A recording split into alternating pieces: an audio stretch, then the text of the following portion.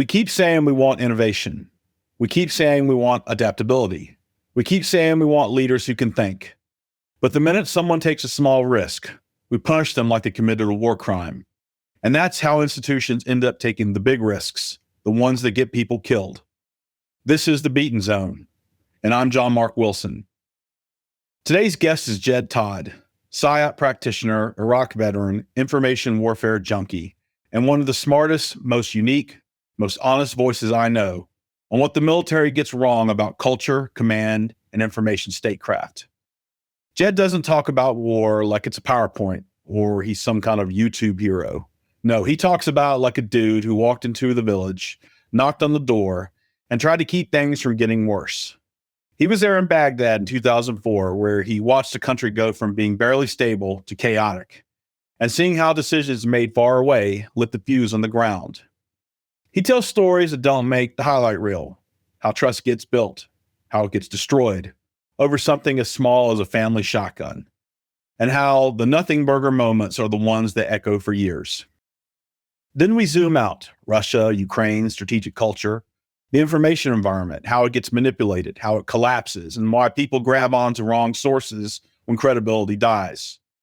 Jed's argument is simple and brutal.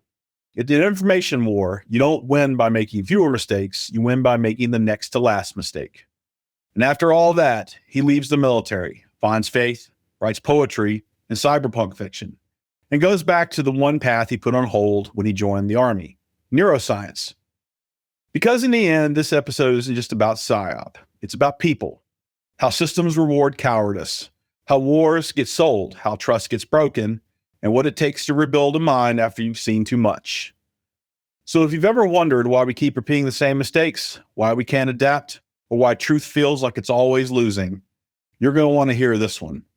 This is Jed Todd, and this is The Beaten Zone. And awesome. So, Jed, you're a student of all things Eastern Europe, Russia. You've dedicated your entire professional life really to studying culture, language, history, and then you've been a practitioner in that part of the world as well, in national security. It's interesting that your first kind of big operational experience was in Bosnia. Now, what year did you get to Bosnia? So I was in Bosnia in '98. The unit that I was in augmented kind of to fill the gap between European units, and then the mission was being taken over by units on rotation from the U.S. Mm-hmm. We were the stopgap measure in between. They put together a team of folks grabbed from everywhere that V Corps had access to and sent them there. And it was kind of a weird situation for me volunteering. I had no objection to going. Politically, I had objections to the mission as a whole, but on a personal level, I thought it sounded like a good thing, but I didn't want to be recorded as volunteering. So I was a real asshole to my bosses, unfortunately. I kind of regret it now, but I kept telling them, hey, I have no problem with going. I think it makes sense. I don't want anybody to go, as a family here or anything like that. And I think I'm, trained and in the right field and all that. But I refuse to volunteer. I'm not willing to say that I volunteer. And order me to go. So, I was telling them, order me to go and I'll go. Mm-hmm. And so the master sergeant, I think, she heard that as me just kind of making something for the record. And so then in one staff meeting where they had all the people who were going to go and they were telling us what they were doing, she introduced me as a volunteer and right in front of everybody there. I said, no, I'm not volunteering. I have no objection to going, and I think I'm the right choice, but I refuse to volunteer. And, but the whole room is just sitting there. We've got a lot of things to go over. Why are you bringing this up? Why are you even making this a fight? And it was, that is such an out of the ordinary move, Jed. I like that. Now, when you get there and, the mission's going on and, you guys are bringing stability to an area that's been fractured by ethnic cleansing and genocide. Did you feel like more personally attached, like to the mission? Like, wow, this is really where I need to be right now. I'm doing good in the world. Did that feeling ever emerge during that time to kind of challenge your political kind of skepticism?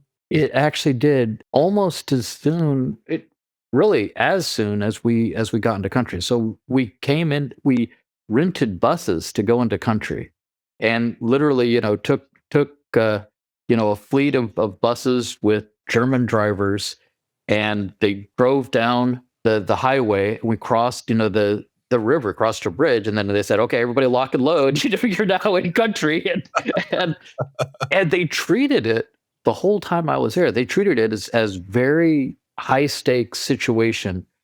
Everything was treated as though we were always on. We were required to always, when we were outdoors, have our helmet and have our body armor. But the body armor at that time was a flak vest, so it wouldn't actually do anything. It was just heavier. Even if you went up, while you were on base, if you, got up in the middle of the night and you needed to go pee, you had to put on your flak vest and Kevlar to go do that, and have your weapon with you, even though you couldn't have any rounds with you because you're on base and there's nothing going on. So, you have to have this unloaded weapon with you at all times. It was the most absurd, mission in a lot of ways. That, it was a very much performative, it was security theater. We were doing a lot of security theater. So you could tell that the risk wasn't to us when we were there. But as we're driving through these villages, they were really, they were destroyed. And that was my first understanding of what had happened to the country. And I had been doing my research on what life in Yugoslavia was like before the war. Mm-hmm. I had a pretty good understanding of it, and I kept contrasting the images of what I was seeing with what I understood about the country. Mm-hmm. And that contrast to me was shocking. It was something very, I knew intellectually that, things had kind of collapsed, but seeing it was very different. And then you're talking to these people on base who should have a very normal life, and in their interactions with each other, they're having a very normal life. And a year ago they had their capital where neighbors were sitting up on the hills, literally shooting each other's children for no particular reason whatsoever. No reason that any of them could articulate. Nobody had a good cause for what was going on. Nobody had anything they were fighting for. The more you dug into it, the less and less there was at the heart of what had happened. Mm-hmm. That big mystery, why did this happen? Over the course of it, I came to realize that there just wasn't any answer. It was just a matter of things being allowed to go really wrong because no one tried to stop it. Yeah. No one tried hard enough to stop it at the time. Yeah. And then once it got a certain critical mass, then it was impossible to recover. It was breaking an egg. Yeah. What struck me a lot is that, the kind of tensions that were there in Bosnia back in the day, that wasn't all that different from the kind of tensions we had, in the Valley in Texas.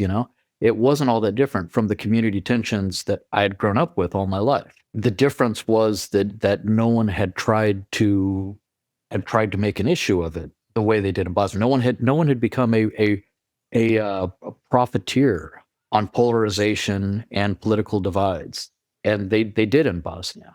That struck me as something that I didn't immediately decide that intervention is a good thing, or U.S. foreign policy is suddenly noble, or anything like that. Slowly, I came to realize that we're trying to do the right thing more than we're trying to do the wrong thing. But at the time, what really occurred to me is that whether or not I agree with U.S. policy, it's worth it to keep this from happening in my home. Mm-hmm. Yeah. Keep the war somewhere else. Yeah. We'll come back to some of these topics later on when we start talking about inside the United States and the future of the U.S. when we talk about a variety of topics. So you made the decision after your time was over, you made a decision to re-enlist, which is interesting because, your profile, like, okay, cool. I'm like this Cato Institute poster child, on intervention, and I'm going to go in and serve so that no one can call me a coward. I'm not speaking for you, is how I'm interpreting our conversation thus far. And all you wanted, it was important to you that you had skin in the game, that you had that personal perspective but you re-enlisted. Mm-hmm. I'm going to ask you why. I didn't do it immediately. when I transitioned out, I was completely in the, burn my uniform kind of mentality. And in fact, one of the meetings of the transition process was you talk to a guy who's recruiting for the National Guard or Reserve. And his argument to me was, look, if this was in 1999, and his argument to me is that, you're still on the line for another 4 years. You've got IRR for that time. And if anything pops off in those 4 years, you're draft bait and you'll be the first sent. And, this was his argument because he knew how I was acting with the military. And I looked at him dead in the face and I said, yeah, like something's going to happen in the next 4 years. I'll take my chances.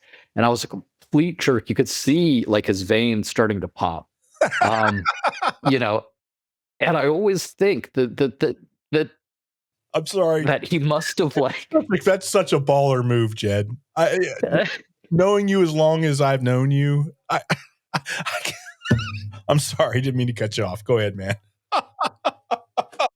So I know this guy, after 9/11, when the dust is kind of settled, they start activating folks. I know he was just thinking, that jerk finally got what was coming to him. He's on IRR. I wasn't on IRR at that time. When I left the Army, I bummed around. I did some, crazy stuff. I bummed around Europe for a few months. Was in St. Petersburg studying at a school for a couple of months. And then I came back to the US and enrolled in school again. And as soon as I got into college, it took a couple of months, and I realized I didn't fit in there that much anymore, and I was missing something, I was lacking something, and so that's when I decided to join the reserves. Mm-hmm. And it was largely because of the difficulty I had getting back the life that I thought I wanted this whole time. Yeah, and I found out that I really didn't anymore. I wanted something. I wanted to be something other than the snot-nosed kids that I had been when I left. Mm-hmm. And I remember one of my friends held a 4th of July party. This was just when I had gotten back. It was a couple of months that I had been home, and they had a bunch of plastic flags all around, and some snot-nosed little punk just like me a few years ago was picking up the flags and like burning them because he thought it'd be funny gesture. And I thought it was a jerk move. And I said so. I didn't try to stop him. I didn't, get in his face or anything. But I said, hey, this is, there's no point in this. This is just destruction. You're not making any point. This is a party. These people, well, what's the political message here? That all of these drunks should what? And my friends, when I was complaining about it, one of my friends said, Jed, you've kind of turned into a crypto fascist. I thought, this is not what I signed up for. And I realized that by the standards that I had when I left college, he was right. He was speaking from the same place that I had been in that time. And so I thought, all right, if I'm this changed, I want to at least keep touch with this part of my life. And so I joined the reserves so that I wouldn't lose touch with this thing that had also become a part of me. Mm-hmm. The service.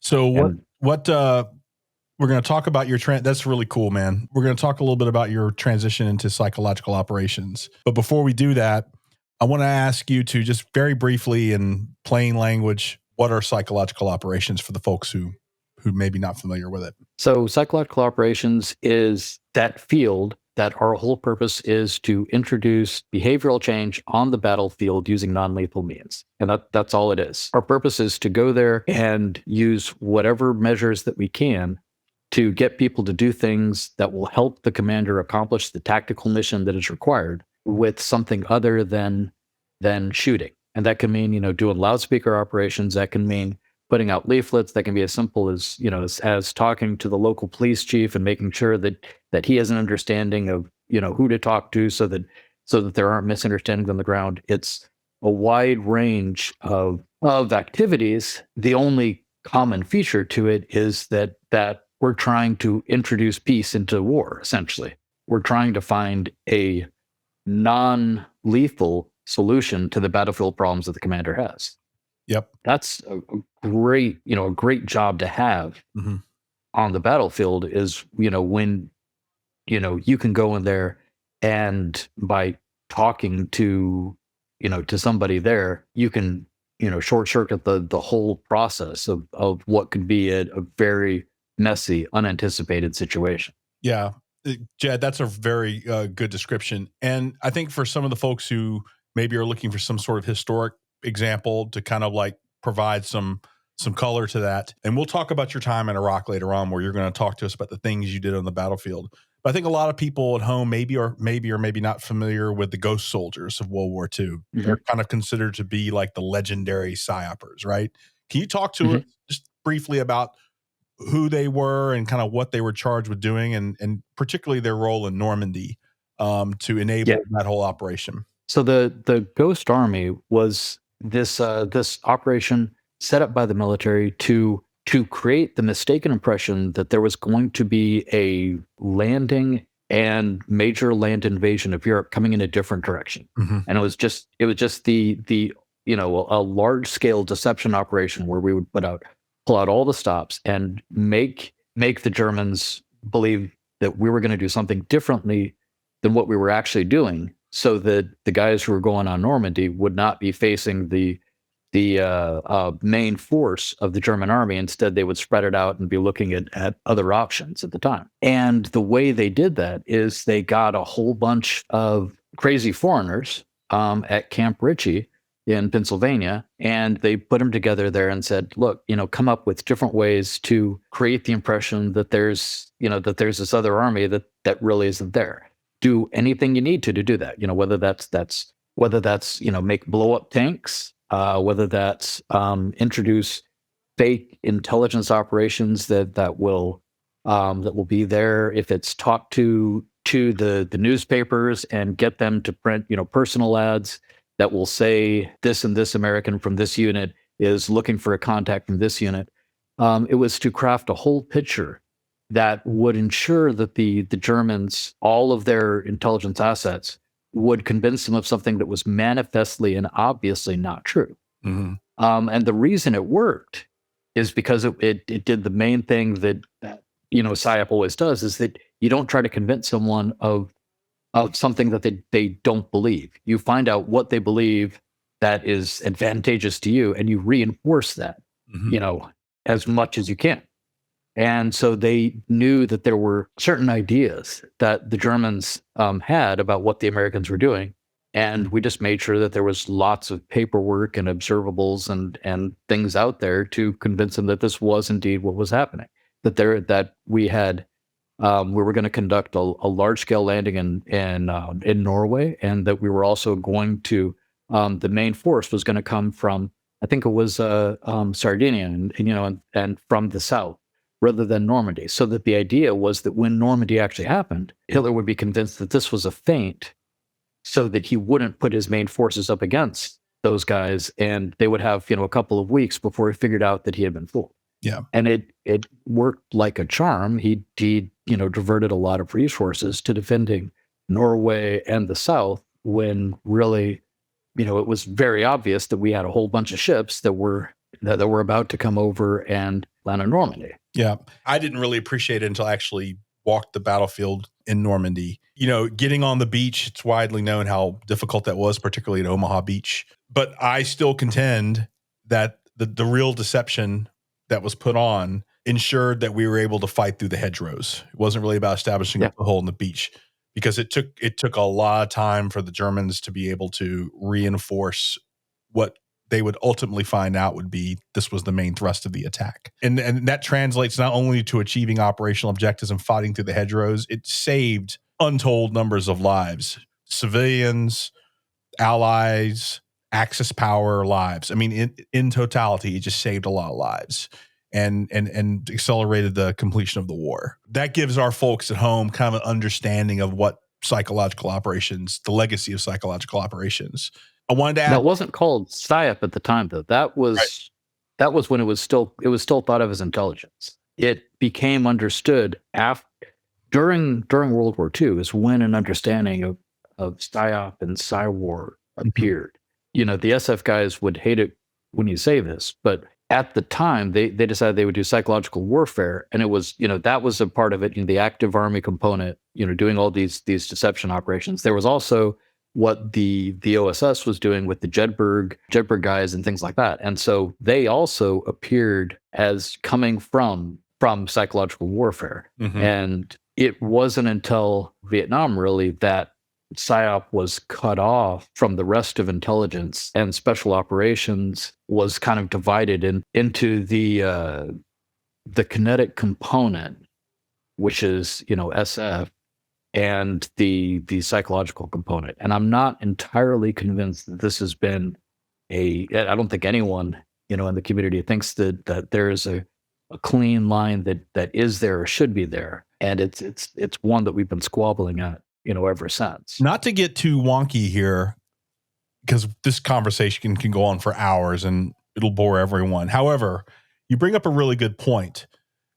If the intelligence community maintains, proponency for that kind of thing, we'll call it PSYOP, there are some some advantages to that. The first being that the intelligence community, because they own it, part of PSYOP is actually confirming that the things that you're trying to do, there's progress towards that. Well, that requires intelligence assets, right? So if the intelligence community has proponency for that, they're going to be incentivized and motivated to use their tradecraft to confirm that the deception story is working, right? Now that it's been kind of separated from the intelligence community, and it goes back to when you and I were in the field in the Middle East doing this stuff, getting the intel guys to actually commit resources to confirming that our work is progressing as it should was like pulling teeth, man. Right? Because now you're taking intel resources away from real Army stuff. It's something that our viewers should just ponder. But we shouldn't have a long conversation about this. But you bring up a really interesting point. I never really considered that. Did I interpret kind of are you kind of think? Yeah, there's a part of me that reacts instinctively to the idea of PSYOP being pushed under intelligence, and I want to shy away from it. But there is some value to it. The big problem that there is with it is that this may be a result of that kind of divorce, is that the intelligence community is really bad historically, and especially today, at looking at anything that is beyond exquisite sensors. And it's a real problem for PSYOP, for information operations, for anything like that. There's a lot of things that you can tell just from what is open source. It is often more significant looking at that, because you can look at the aggregate of a whole lot of sensors that you don't have with Intel. Like with Intel, you may have a couple of sensors who are telling you exactly where these units or these selectors are moving to. With academics, you have thousands of people who are writing about what they know about what's going on in the world, and as their sources of information get better and better with the internet, with commercial satellite imagery, with things like this, all of these sources of information are growing exponentially. Whereas our ability to, develop exquisite sensors that go exactly where we want, that does not grow the same way. It grows linearly. And so there's been this explosion in capabilities, but the Intel community has more or less looked away from anything that is not from a classified source. Yeah. If it doesn't have, a classification on it, then it's not worth looking at. And everything that is of value in basic research for PSYOP is going to be, unclassified, coming from academics, coming from talking to people, inherently from civil society. Open information from civil society, media, especially now, since so much information is out there for you guys to potentially chew on, and to, that feedback loop coming from the target audience, the things that shape the target audience's perspectives. That to me should be an essential part of intelligence collection. Like not just to collect it, but to analyze it, process it, and then feed it into the operation cycle so that guys like you can then make recommendations to the commander about our operations are not progressing as well as you think they are, because this is how the population perceives it. Yeah. Right. This is exactly what you're describing, Jed, and coming back to you now. This, I can see the attraction because you're a very switched on guy. Like I can see the attraction. Like this is a psyop, right? Because this is a thinking person's game. Is that challenge, that kind of heavy intellectual challenge, kind of something that attracted you to this career field? It's not what attracted me to the career field, but it's why I stayed in the career field. It's what kept it going for me. Mm-hmm. So coming out of an Intel background, when I first got into PSYOP, the first thing I did is, start looking at what kind of Intel resources are there for doing planning and target audience analysis, stuff like that. And I figured out real quickly that there wasn't any. And so I immediately, knowing what was actually out there, I never put as my highest priority doing research from the Intel side of things. I started looking at academic and open source information. And the fact that I prioritize the open source information over anything on the classified side made sure that I was a lot quicker about, getting this information there. I had a lot more sources, and they were usually more accurate than what the folks who were, doing the traditional MDMP process, what they were saying, because they were going first to Intel and then refining from there, going first to exquisite Intel to, traditional intelligence disciplines.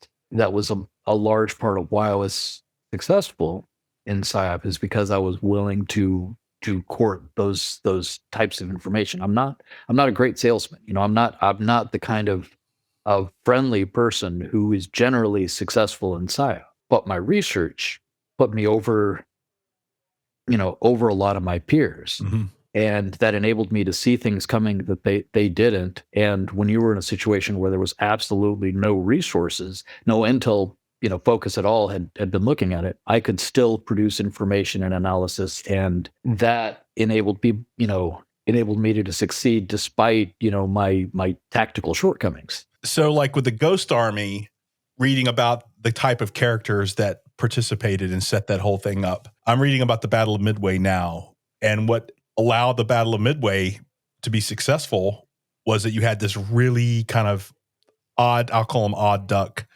elements of intelligence folks and people who thought in terms of like deception, etc., that were able to kind of do their work and deliver timely information to Nimitz that allowed him to make the decision about Midway. And they were able to score that major victory. That was enabled by people that were kind of outsiders and didn't fit the traditional mold. I guess what I'm pointing to is, what sort of characters are the best kind of characters for PSYOP, good PSYOPers? So I think there are two different components in PSYOP. There's the folks who are really good at integrating with the supported unit and, are good instinctive salesmen. And then there's the people who are really good at kind of the back end, the research and understanding of the target audience. The front end guys, the folks who are good at that, are those who have they have a background that enables them to talk to the tactical folks. They come out of some other kind of combat arms background where they understand what the commander wants, and they know what the objectives actually are, and they're able to communicate that effectively. Then the back end guys, those tend to be either coming from kind of like an Intel background, or they come out of something completely off the wall. They're data science guys, or the computer guys, or they're artists, or they're missionary kids, something like that, where they have this wealth of knowledge. And it's a bunch of weirdos. So you've got, to use Hegseth's terms, you've got the beardos and the weirdos, and PSYOP is the combination between that. The guys who can push forward and talk to the guys on the ground, and the beardos, and then you've got the weirdos who support them, providing the information that they need. I was definitely one of the weirdos. I'm trying to fake it, but yeah, you're not fooling anyone, my man. No. This is really interesting. We all recognize how important this stuff is from your example, World War II, with the Ghost Army, my example with Midway, how they put out there in the ether that like, hey, our freshwater compressor on Midway is broken, and the adversary took the bait, and they were able to get that feedback loop, and they were saying, aha, that's where the fight will take place, right? And allowed Nimitz to stay a couple of steps ahead. So for me, the question is, we know how important this stuff is. We learned in Iraq and Afghanistan, like how important this stuff was. And I don't think we did that great of a job there. We'll talk more about that later. And now looking into the future of the battlefield with artificial intelligence and all these advanced sensors, these sorts of things are going to determine victory and defeat. They're going to determine casualties or not casualties, right? So if you were recruiting the ideal kind of person for that, we'll call it the back end job, what sort of people should we be actually going out and recruiting to do these sorts of jobs? And do they conveniently fall on that beardo, weirdo continuum? Or should we really be looking for people with very specific skill sets and traits that we say we can bring this person on board, doesn't fit the mold, but they have skill sets that we can put to use in helping us be more creative in terms of how we deter conflict and how we win, God forbid, conflict kicks off? So it is hard to recruit weirdos, Mhm. but that is exactly what we need right now. And the beardos you can generally recruit pretty easy because it's a matter of, looking at the rest of the army and saying, hey, look, this is a better deal than what you're doing now. Yeah. You can continue to paint rocks for a while, or you can go do some more fun missions. And, that's a pretty easy sell. People will buy that. The weirdos, these are people who shouldn't be in the army for one reason or another. Either they shouldn't be in the army because they're artsy and have a lot of strong opinions, or because they have family or emotional ties that give them a greater understanding of your adversary and your target audience, or they are people who should be out on Silicon Valley making hundreds of thousands of dollars a year. Because they have that background, or that they have been doing some stuff that may be illegal if it was found out. These are the folks who make good weirdos, and you get a bunch of those together, and you can craft something that will really effectively change what's going on the battlefield. But they're hard to get into the military during peacetime. Yeah. Now during war, it's not so hard because the weirdos are doing weird things, and sooner or later they'll end up in a situation where the recruiters who are scraping the bottom of the barrel are going to scoop them up anyways. Yeah. But in peacetime, they're the folks who nobody wants. So how do you keep a weirdo during peacetime when we're supposed to be thinking about the future, and we're supposed to be thinking about the future and positioning ourselves so that we can be successful in the next war? In peacetime, how do you keep weirdos happy? What sort of things does the Army need to do to keep weirdos not happy, but engaged, stimulated, focused on their craft? That's something that I think Cybercom is killing itself over. They have got all of these people who they're training to be weirdos. They're collecting people who have, an understanding of these systems, greater than anyone else. They're training them with tools and tradecraft that enable them to understand what's going on in the operational environment. And then they're putting them, and they're boxing them in with all these rules and regulations that completely alienate the kind of guys that they actually need to be operators. And as soon as they finish training, they leave. Yeah, because they're bored out of their heads. And what you need to do is you need to give them the opportunity to do something. These guys are not motivated by money or status. What they're motivated by is the ability to do something wild. The more opportunities you have, the more likely they are to stay. So like AFRICOM, if you look at the component as large, there is a weird amount of old Africa hands who are now at great positions across the information warfare community, just because they were given the opportunity to do weird stuff on the ground in Africa. They were able to try things that other people weren't doing, and they were able to interact in ways that that in other places they wouldn't be allowed to do. Mm-hmm. And they had a great time doing it. So they've decided to take that to the next level. There was also things like the asymmetric warfare group, where they got guys who were tactically proficient, who were experts in something, and then they were told, bring this to the rest of the army. And that was a kind of mission that retained those skill sets. Even if there was great opportunities somewhere else, they'd be more than happy to stay in there and continue doing the impossible, just for that chance. Okay, cool. No, I mean, that's, I've never walked a day in your boots. I'm not a PsyOper myself. And so I can't say I agree or disagree, but intuitively I kind of do. But I'll push back on one thing. And that is, you and I both served kind of in the information domain services during 2 wars. And what I found was that there was actually quite a stifling bureaucracy, right?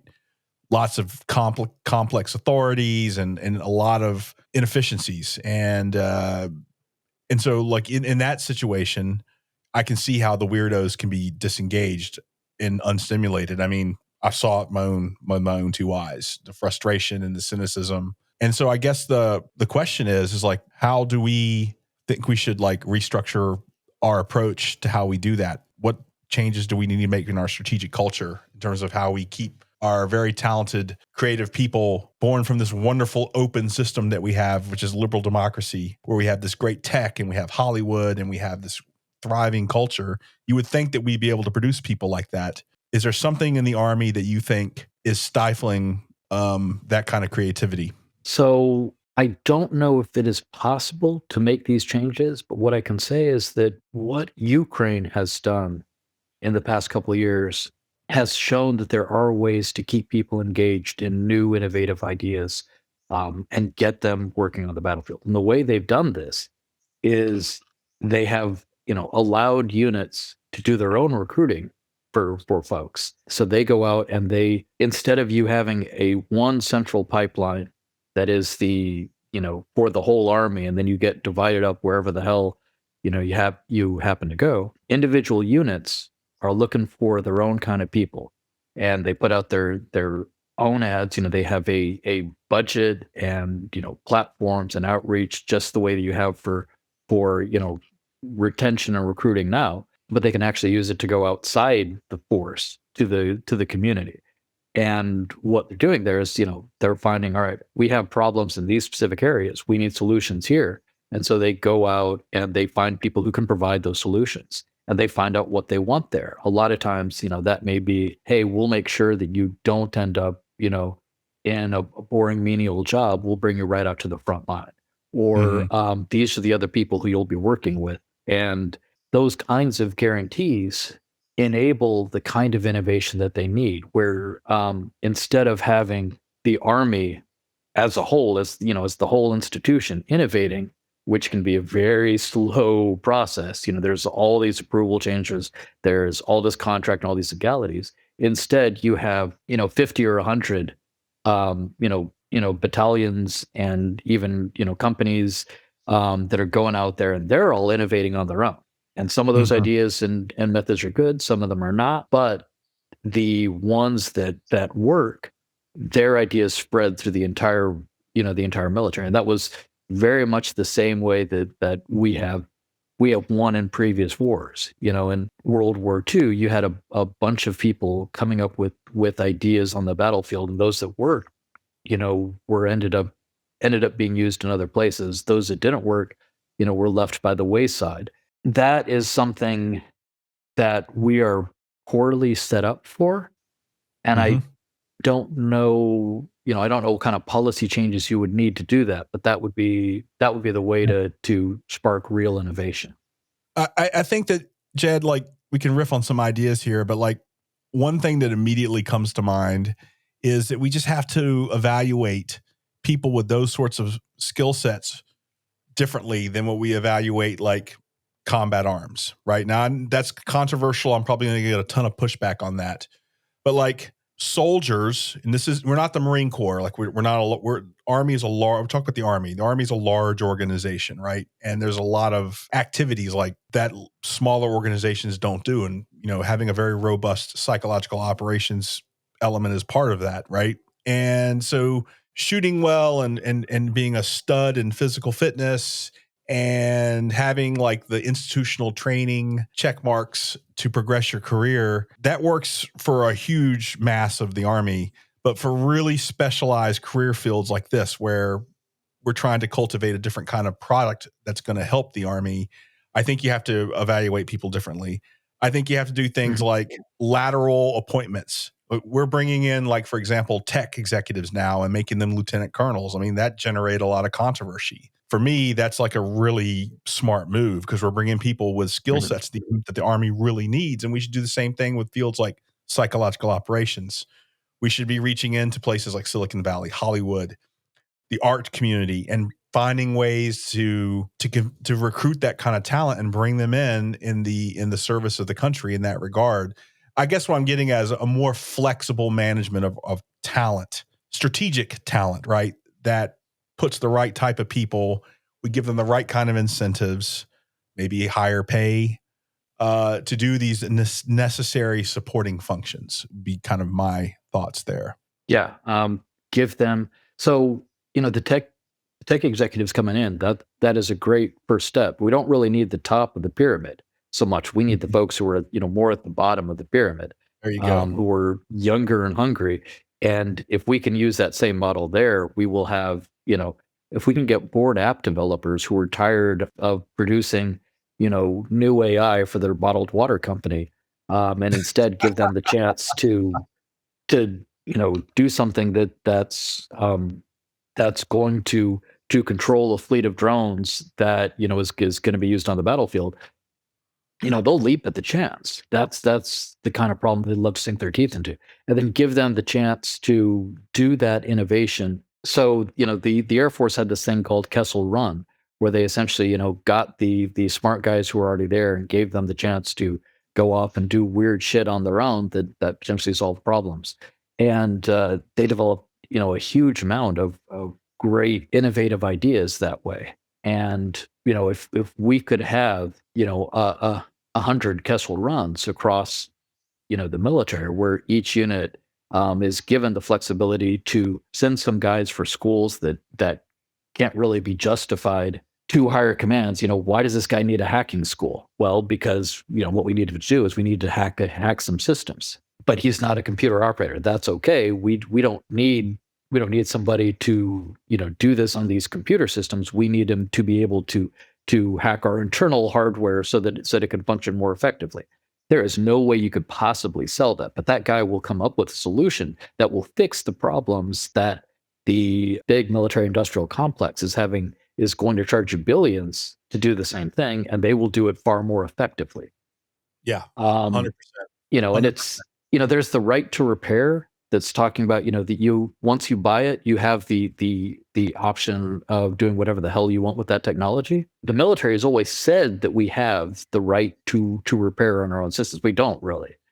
They don't allow people to mess with these different bespoke technologies.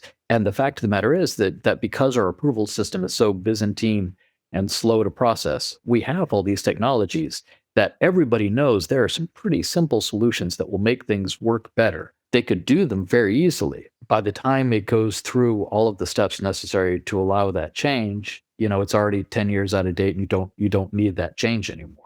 If we give people the opportunity to do that, on the battlefield, and give them the resources, tools, training to do it, and the latitude to accomplish it, they will stay in for the challenge. Yeah, man. And just as you talking about that, another thing came to mind, and that's the idea of risk. Like we have to be willing to make bets in activities like psychological operations, right? And that's tough. It's easy for me to say that now that I'm no longer in uniform and I'm sitting here in the comfort of my studio, right? Risk has to be part of it. And I work in tech, and making bets and breaking things and iterating is like, that's how you do it. That's how it gets done. If you don't do that, you're going to be your startup is not going to get past stealth mode, right? I view the activities like psychological operations, cyberspace. We had to really get that innovation to emerge from that. Commanders have to be willing to take risks, right? The acquisition systems that support it have to be built for big bets. And yeah, we may have some expensive misses, but it's going to be a hell of a lot less expensive than casualties or failed military operations further down the road. And this conversation about this stuff can go all day. Congress, operating from continuing resolution to continuing resolution, it makes it really difficult for commanders to make bets, right? Mm-hmm. Every mistake being on social media, the New York Times front page makes it hard to make bets. World War II, it was a very different type of environment than the one we're in today. And I think that these sorts of reforms that you and I are talking about require very good leadership, leaders who are willing to put it on the line and try new things and to be willing to fail. So we were just talking about risk, and it occurred to me that as an institution, because we're unwilling to take, the small risk, and we're unwilling to, let a company or battalion commander make, stupid decisions that might end up on the New York Times and look silly. We end up taking huge risks that we know we are likely to lose, like, continue betting on platforms and capabilities that we know are way too expensive to sustain over a long fight. And that's an interesting difference that in some ways is one of the big differences between the Russian military and the Ukrainian military in the current conflict. The Russian military, they are very risk averse at low levels, at the junior officer level, because the junior officer knows that if he does not do exactly what he has been ordered, he's going to be sent to the front lines in the place of the guys that he can direct their on suicide missions. So he has a choice. He can die or he can let his men die.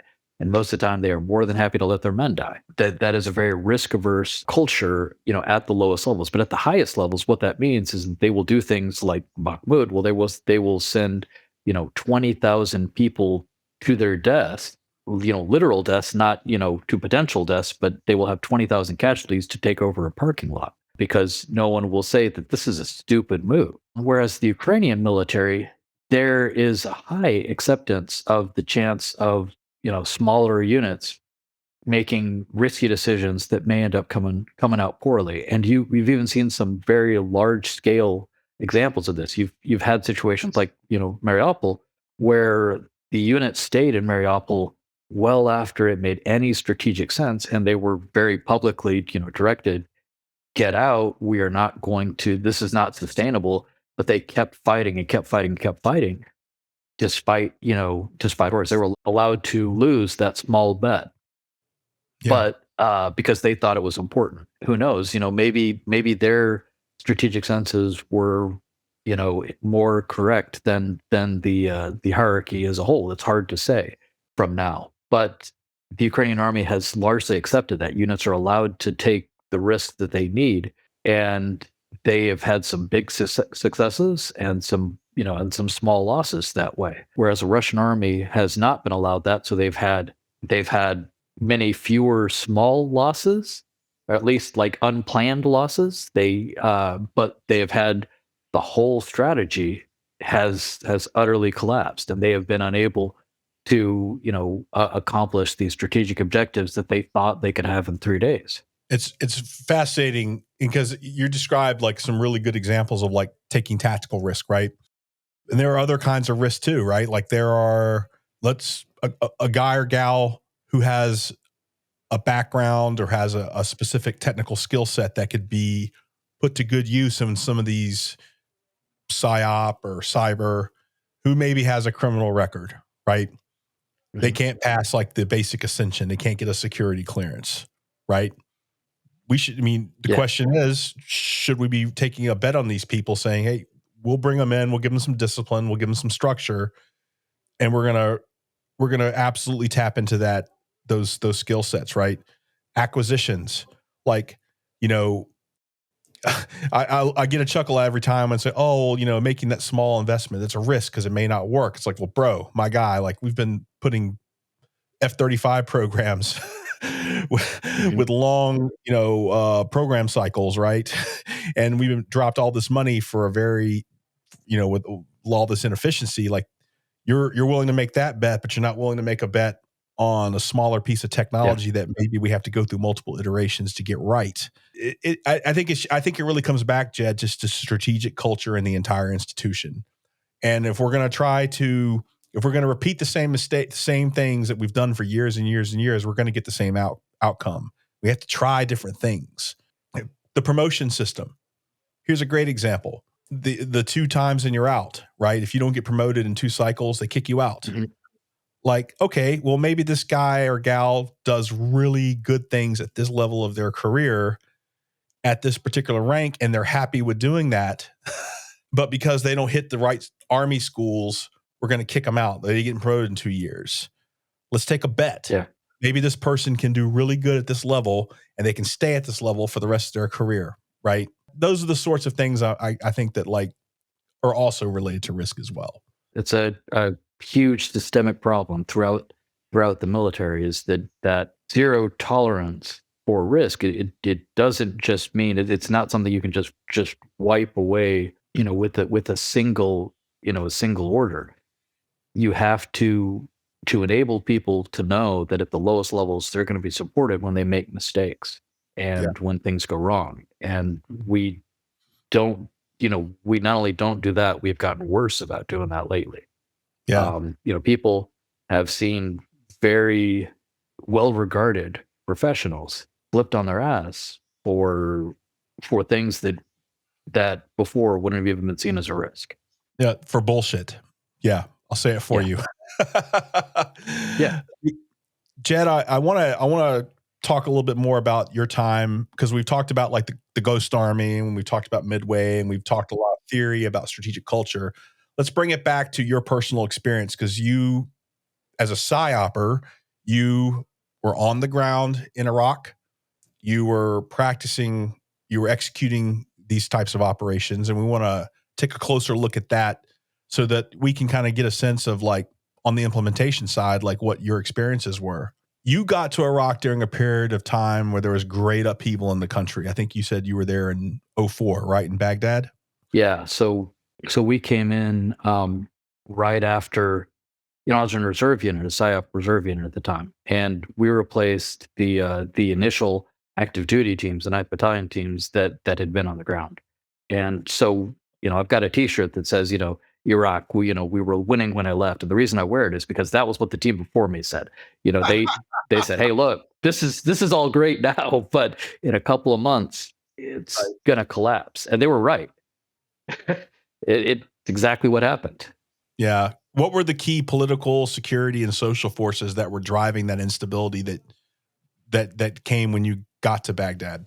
So, and I'm only speaking for myself, of course, Yeah, when I of say course. these things, but I think the big problem was a disconnect at the larger scale from what was happening at the smaller scale. So at the larger scale, you had all these people in the green zone and the CPA who were making a lot of decisions that had huge impact on what was going on in the country, and they weren't talking to the folks on the ground, either Iraqis or U.S. forces on the ground. The communication was all one way, and what that meant is that you had a lot of decisions that were being made without feedback and without an understanding of what the consequences would be. You had things like the debathification process, where they decided that, not only were they going to disband the army, which is crazy in and of itself. You're going to take all of these people with skill at arms and, a facility for conducting operations, and you're going to turn them loose with no money and source of income. Not the wisest course of action. But then you had the debathification, where you took all the people who had been forced to be in the Ba'ath party in order to actually administer the country, and you told them that none of you are going to be able to maintain your positions. And so that meant that the principal of the local elementary school, he was out on his ass, and half the teachers were out on his ass because they had been forced to become party members in order to advance up the hierarchy. Not only did that leave a problem where you had all of this the people who actually knew how to administer things were suddenly taken out of the picture, but then they had to be replaced from somewhere. And there weren't all that many good sources of institutions, training, and influence that could start populating where all the people are coming from. The one place that really had a good infrastructure and a lot of ready people who they could organize and get into the right places was Iran. We handed it to them. They had the opportunity to ensure that things went their way, because we were busy making these very ideological choices at the top.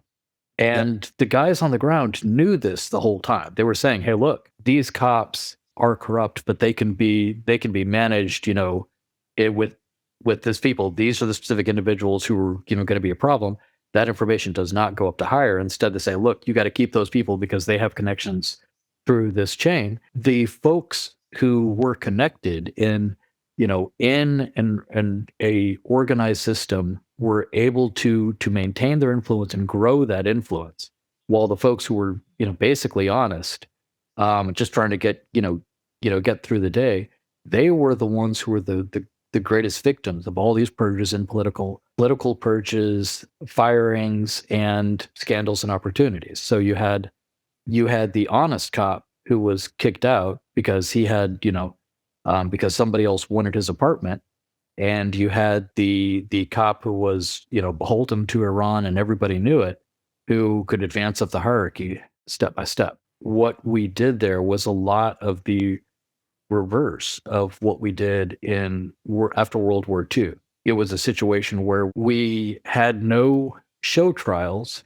We had no trials where we gave people the sense of, we're going to punish the criminals, because nobody was actually punished. They just lost their influence and job.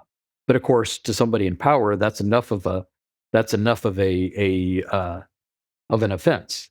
And at the same time, you had the potential for corrupt structures infiltrating, that government, because all the administrators had to be replaced.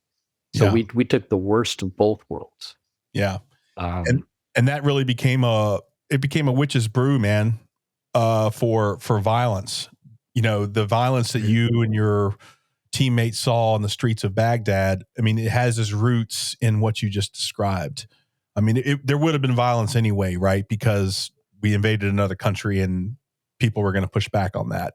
They did during the first phase. And of course, as we all know, during the latter, the bulk of the conflict, we had an insurgency. But the things you're describing, I think, just put fuel to the fire. It just made the problem 10 times harder. What part of Baghdad did you and your teammates operate in? So when I started out, I was operating in the green zone. We were the smallest team. We had, 2 people. I was the, in the detachment. They looked at all of the guys who had experience and they decided, these guys are technically and tactically proficient. And then we still have, we still need one more. Well, you can do the least damage here. And so they put me and another guy, another weirdo who none of the other teams wanted, and they gave us the AO that included the green zone and the couple of neighborhoods right around it, and a couple of neighborhoods that were actually inside it, where there were Iraqis living in the green zone. That was an interesting zone to work through. Spent the first couple of months doing that, and it was interesting, but there wasn't a whole lot happening because, of course, it's green zone. Then after that, once other units started requesting PSYOP teams, that's when they farmed me out. They put together a 3-person team with a couple of guys who they hoped would make up for the failings that I had there. We had an area that included actually Yusufia, Mahmudia, those areas, and we were kind of the leftover team that was given the assignments, to make up the requests that they couldn't ignore, but they didn't want to devote one of the better teams to. Mm-hmm. I mean, you talk about Yusufia, Mahmudia; those are very dangerous areas, and so during that time, what I would see, in the Shia political arena, we started to see, the rise of Muqtada al-Sadr's, influence, and some of the things that he did and said led to a lot of violence from some of the Shia groups. And then you had like this Sunni population that coexisted there.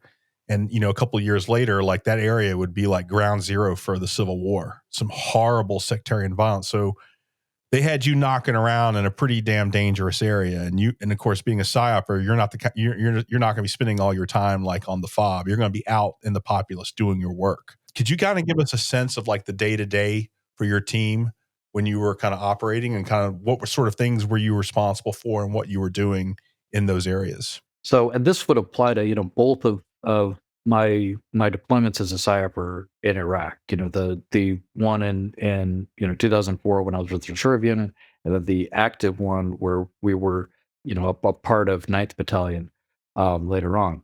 And what our day to day, both of those situations was that, the first thing we do is we'd come into a new team, supporting a new unit. We'd have to sell ourselves to the commander. And then we would usually be given, the opportunity to kind of set our own missions so that we could enable the functions that they have been accomplishing with with greater resistance. What that would usually mean is we would get on the ground, usually with, they'd already planned the mission and the operation. We would go out with the folks to accomplish that. We would not necessarily have resources that we needed tailored for that operation, whatever it was. Sometimes we didn't have interpreters with us. We have to borrow somebody. There's missions that we went on where literally, we were getting our interpreters through talking to the kids there and finding the kid who spoke English and using him to get things done. If we had interpreter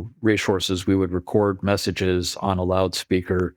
But most of what we were doing was face to face, where we were going out and talking to the locals, breaking the ice, and getting a sense of what was happening in that community. And sometimes that would very directly enable operations. One of the first operations I did when they started farming us out was a cordon and search operation. And we rolled up on this village. They had a planned cordon and search. We recorded some messages and started going out and talking, knocking on doors, saying, "Hey, these are the rules that we've been given. You can have one rifle, but we're looking for military weapons. We're not, we're not looking for the one rifle that every household is allowed to have." Exactly the rules that were given by the by the commander before this operation, who I hadn't built a whole lot of trust and communication with before. And knocking all these doors, talking to the people face to face, slowly they're getting an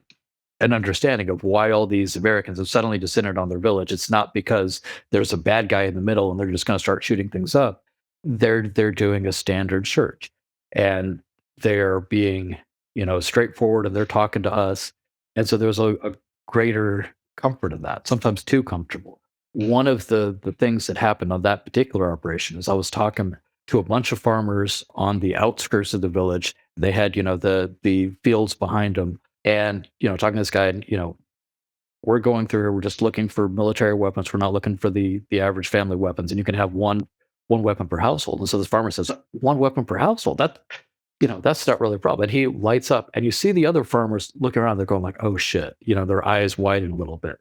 And the guy says, "Hey, great." And he walks out into the fields and goes out about, halfway, into, unmarked portion of the fields. And he reaches down and he does something. And then he comes back up and he's got, his one rifle with him. "Hey, our household has just one weapon." And the security guy that I was with, he just looked at me and I looked at him, and he walked right out after where that farmer was and opened up this cache where the other local households there had put their AKs. And at that point, we talked to the commander and say, "Hey, this is what we found." And they're going, "So whose rifles are these?" Well, there's, 5 rifles. There's probably 6 houses right there, but nobody wants to claim them. And so they say, "Okay, well, this is the cache." And they take all of those weapons. That same operation, some of the people came up to me after and said, "Look, one of the commanders here, he took a rifle that is not military.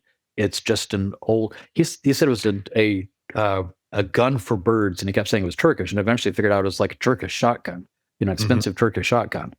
And we would like to trade that for one of the AKs that we were allowed to keep, because the Turkish shotgun is a valued family heirloom, and they wanted to talk to the commander about that. So went with this whole troop of these guys, these Iraqis behind me, went to talk to the commander and explained the situation. And the commander, I started to say what I was going to say, and then he gets mad and kind of leaves, and the first sergeant's going and explained the situation to the first sergeant, saying, "Look, they're not asking for more weapons. They're not asking for military grade weapons. They just want the shotgun back, or at least they want an acknowledgement of it, or a seat, something, anything." And the first sergeant is looking at me, asking him to tell his commander that, he's grabbing a souvenir rather than actually conducting an operation. And he's caught in the middle.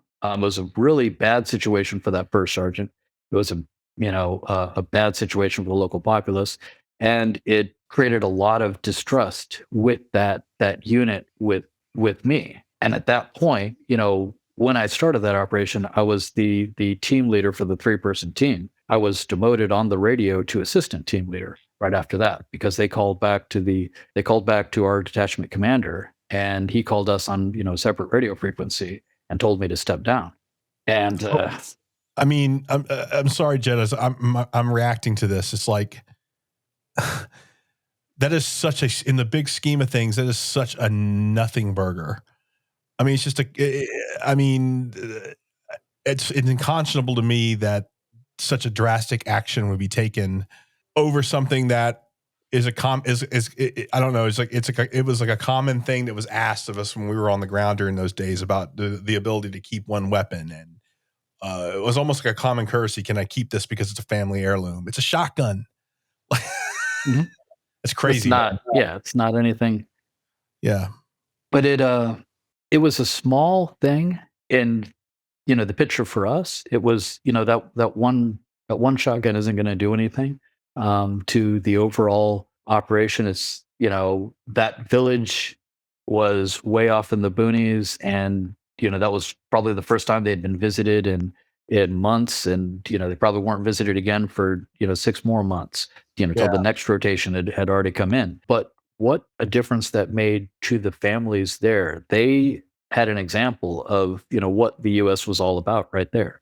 Yeah. And I like now to think that what they saw was not the same kind of corruption that they saw with the army before, with Saddam's army. That they saw that they could raise concerns and people would listen, and that NCOs could challenge the commanders, and that moreover, when the people came up in a huge mob and challenged the commander of the operation, instead of opening fire or arresting anyone or something like that, he stormed off back into his Bradley in a huff, looking embarrassed, and we left shortly thereafter. They didn't get what they wanted, but what they also saw is that we weren't the same kind of people that they had been told we were. I like to think that. Yeah. But what I also know is what they saw is that even if we weren't the people that they had been told we weren't necessarily heroes either. Yeah. And we weren't necessarily going to do things, as much by the book as we said. Yeah. So interesting. I think one of the things I wanted to ask you was, obviously media up until the invasion was state controlled, right? The central governing, the regime controlled media. But then when, the invasion took place and we started to see kind of an emergence of a new media ecosystem, and you were probably there starting engagements with people at radio stations, TV stations. Like, what was that like as these folks were starting to exercise probably a lot more freedom than they had in the past? What was that like to be part of that whole process? Like, were these folks excited about that? Or I suspect it was probably dangerous too. there was a lot of feeling each other out in both directions. So the Iraqis had to know what we really wanted. We would go in there and tell them, hey, look, you can broadcast whatever you want. You're free now. We would like to buy you some airtime, or we're going to fix this radio station up for you. And, in return, we'd like you to broadcast some messages of support, but we're not going to, force you to do that. And at the same time, what they were anticipating and planning upon, a level of support that was not necessarily forthcoming. So they were expecting that they would get, handouts for good stories, and we were unwilling to provide that, And so their journalists are going, wait a minute, I can't make it just on the salary as a journalist. Somebody has to pay me to, write the stories that they want. And that ended up with some complications and some confusions. There was a situation where there was a New York Times story that ended up in a big scandal.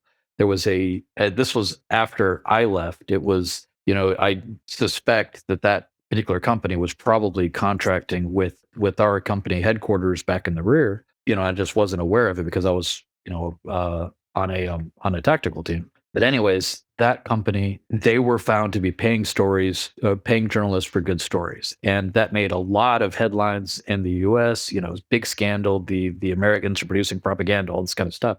For the Iraqis, that was an absolute nothing burger, because that was how things were done. Journalists would be bribed a little bit. They'd get a little bit of a gift to provide, a story, the same way that an American journalist might be given a press release and a junket where he gets to go to this conference that has really nice rooms, and gets paid there. It wasn't any different to them. This was not a situation where we were buying journalists or threatening journalists or anything like that. We were just accommodating ourselves to local customs.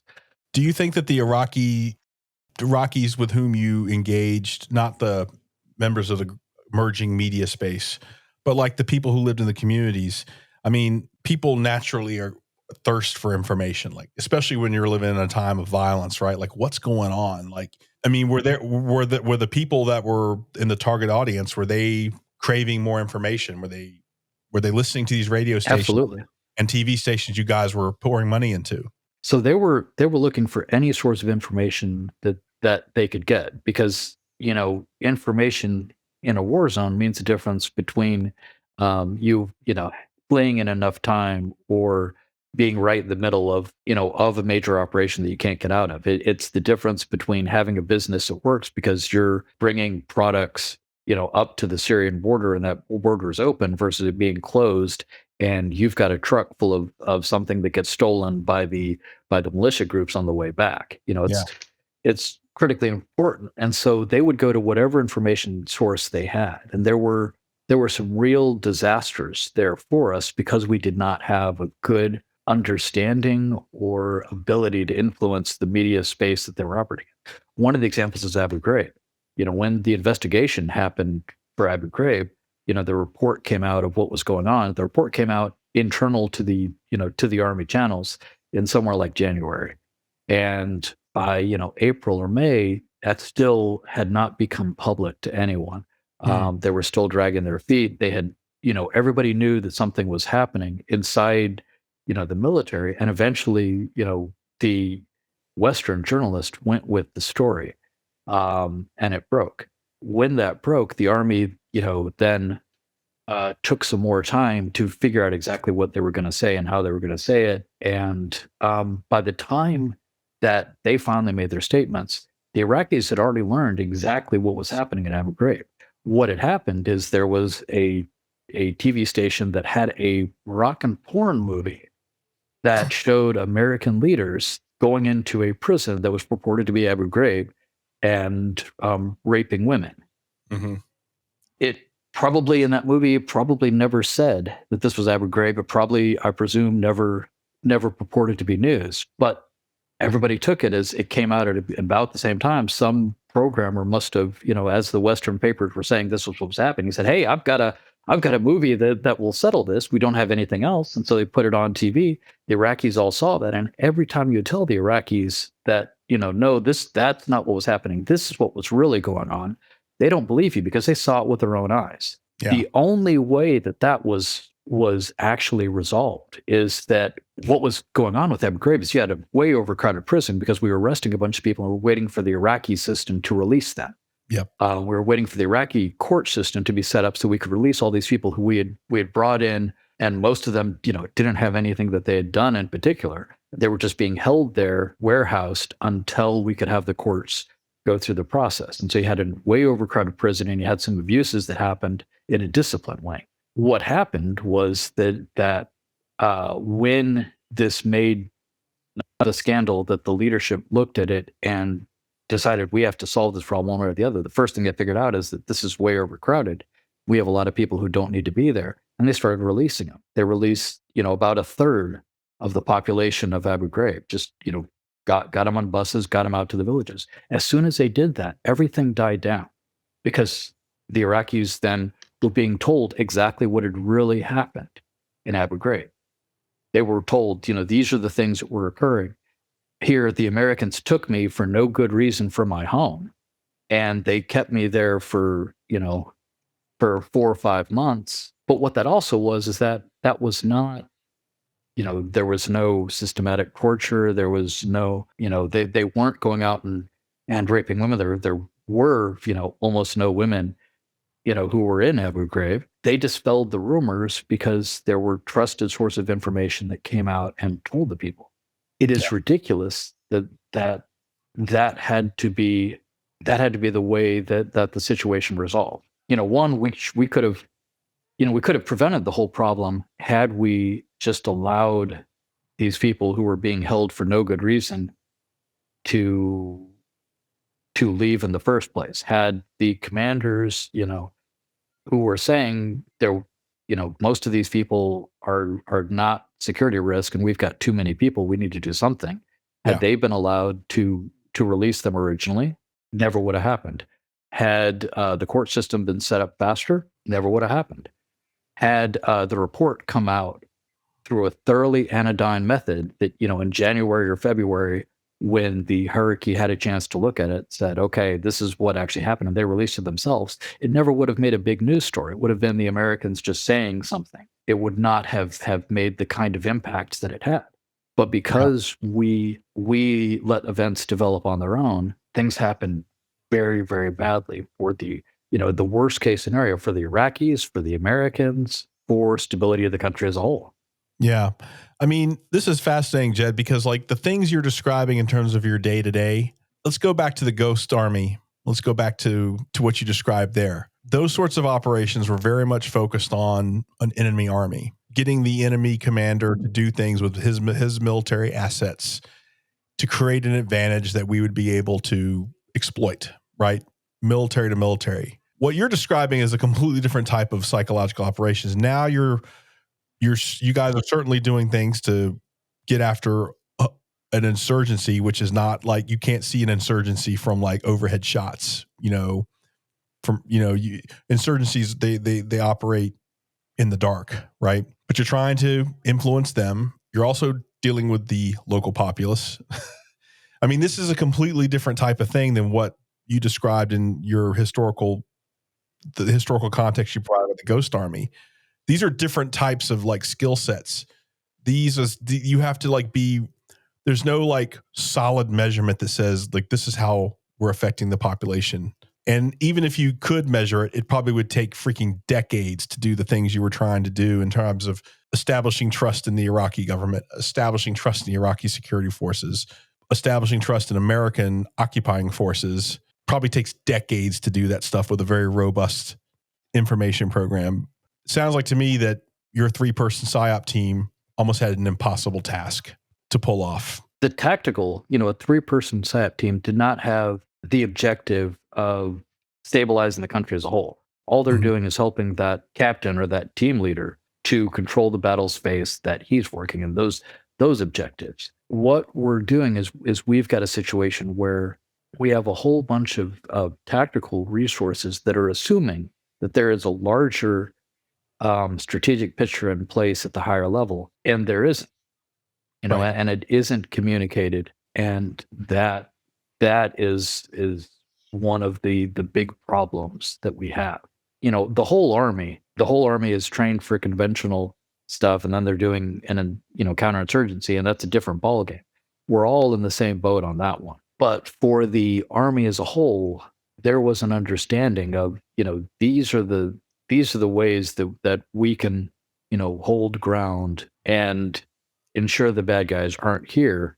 Whereas on an information level, that not only is there not an understanding, but there are actual roadblocks to any kind of understanding of this or any kind of real effective action on this. You would have folks at the strategic level who would actively be against anything that smacked of, an information or deception picture. They could often sabotage the operation. So there was one operation that we did, and this was in my second tour, where the ODB they were going to do a battalion, wide operation that was coordinated with national assets and had teams from law enforcement agents in the U.S. They were going to conduct this big operation in an area. They wanted a good way to ensure that when they were doing this, they did not cause any more problems than they had to.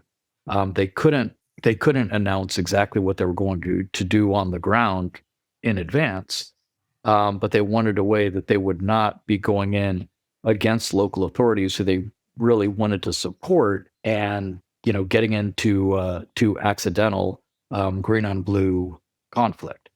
So we helped write up a plan for, these are the folks you need to talk to. This is how you can run it. This is the kind of press release you can give, and these are the folks who you need to give that to, who can enable you to make sure that you are coordinated with the local community in exactly the right time, and there's no green on blue. A PA officer who, it's an ODB, they didn't have their own PA, but at the higher headquarters, he got a hold of, being told that some psyoper would come up with a press release. Well, of course, there's nobody else to write this at that level, and he absolutely, stomped on it. No, there's no way you can do this. The commander, they were able to improvise something that made sure that they didn't have the kind of risks that could have been a worst case scenario, but they sure didn't get the best case scenario either. They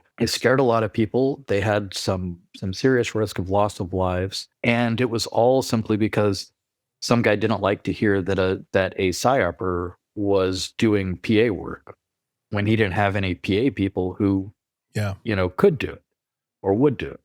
Yeah. That's one of those classic, we found the enemy and it's us scenarios. Mm-hmm. I mean, and that's the kind of thing, we still haven't figured it out. The public affairs folks, they have their responsibilities, and I respect that, because they're there to represent the institution, to preserve the reputation of the institution, to inform the American people. But man, they've got, in my opinion, they have neither the cultural training, the language training, the expertise to be able to target the local population. That is a psychological operations function. And so writing press releases that are intended for distribution via Iraqi media is completely appropriate. That's the kind of crap that you just described that just makes my head spin. Chet, I wanted to ask you, we spend a lot of time on this channel being critical because we're crusty old veterans. That's what we do. But I do want to take a moment to talk about, what were some of the things that you thought were successful during your tour? Things you thought you did that made you feel good about your mission, and things that, cool, we kicked ass in that. In my first tour in Iraq, I kind of, towards the end of that tour, I ended up kind of making a list to myself of things that I had accomplished while I was there, because it had been a pretty hard tour, and things had gone, very wrong in a lot of ways. We'd literally watched, the entire country go from, point of stability to chaos, and seen it happen because of us. So I kept a list of things that I accomplished, and it was all pretty minor stuff. There was one situation where there was an apartment for a Turkmeni cop, inside the grain zone, and we heard a call on the radio that there was this platoon leader, this first lieutenant or captain, who was on the ground, and he was saying he was really tired because he had been there all night, literally sitting in this apartment trying to keep it from being stolen while they took this Iraqi policeman for interrogation. And so I went to this captain and found out what the backstory was, and what the situation was is that the intel shop above his level, up at the BCT level, they had an asset who wanted that apartment, and so they decided that they were going to briefly detain this police officer and steal his apartment, and make it so that he was unemployable, and then the asset would get what he wanted. And that platoon leader did not want that to happen, but the only way he could do anything about it was to actually stand there and hope that, higher would change their mind, would be shamed into doing the right thing. I talked to the guy and I said, look, this is what I'm going to do. You just got to be here for a little while. I'm going to go talk to the 3 shop and the 2 shop and say that, this is Turkmeni police officer, you're right, you're creating a potential political rift, or a potential ethnic crisis in this area if they see that, the Turkmens are being pushed out, while a Sunni Arab is given this instead. And also what I need you to do is to write up a receipt and, put all the right signatures and everything on it. And I will take this to them as well. What ended up actually happening is that he's the one who went to talk to them. I'm the one who stayed on the scene, but he took that receipt and an explanation of what the situation was. And between the receipt and the 2 shop, hearing the potential downside of it, they decided not to actually steal the apartment. They let the family come back, and the Turkmen police officer was allowed to return to his home. Yeah, that I felt was a huge victory, but it was just one apart. Yeah. But I mean, that's how we sustain ourselves though, man, while we're downrange. It's those small things that it's like, oh, because I did X, we were able to achieve Y. And it's usually the small things, right? And it keeps you sane, it keeps you motivated, I think. I have several stories like that too, small conversations where you think you move the needle just a little bit, or you staved off a disaster, or you kept someone from making a really bad decision. Those are important moments for me, because they help me like come to grips with like my legacy of service. Things that I have plenty of regrets, things that I did and things that I failed to do, but it's important to reflect on those. So that's really good, man. I do want to talk a little bit about you, a little bit to you about taking a step back now, and given what you've learned as a practitioner in these kind of like dark arts of psychological operations, and take a step back now and take a broader view of the country, the United States. Mhm. And it's become very fashionable to talk about this thing called information statecraft, right? Where the United States, we need to have like, the United States government needs to be able to communicate clearly to the world and to the world. I'm primarily talking about external, about like who we are, what we're doing, and by doing so that we can create peace, we can create stability, we can open markets, we can have all these great outcomes. It's been posited that we need to bring back like the U.S. Information Agency, right?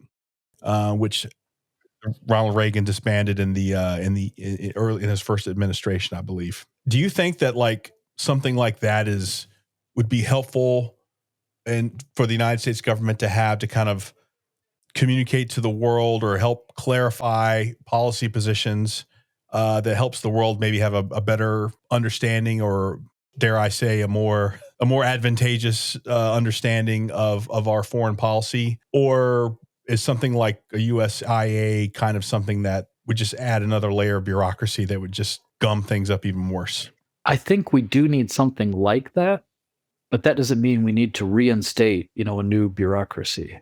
Mhm. The fact of the matter is that all across, the government, all across the whole of government, there are a lot of agencies or organizations that have this mandate, but each time they're created, they get hemmed in and boxed in order to prevent them, having institutional power over larger organizations.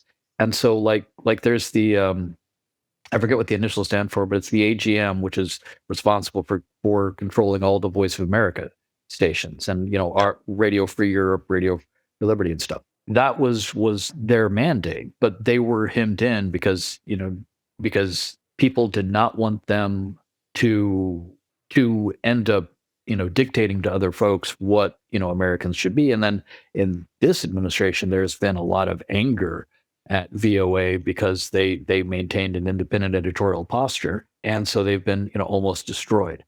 They could act in that role of coordinating a unified message if they were allowed to do it.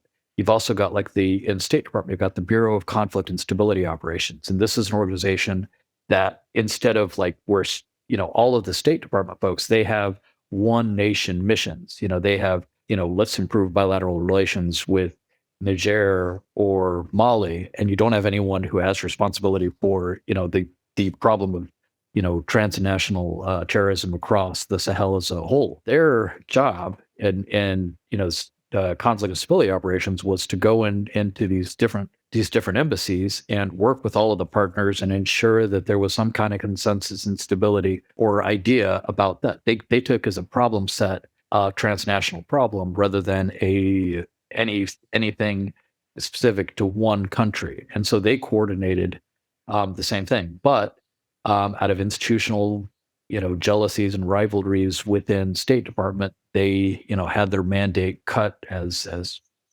tight as they could, and all of their operations were hamstrung by the usual players. You've got you've had the GEC, the Global Engagement Center, that was created by State Department to coordinate information outreach on digital level.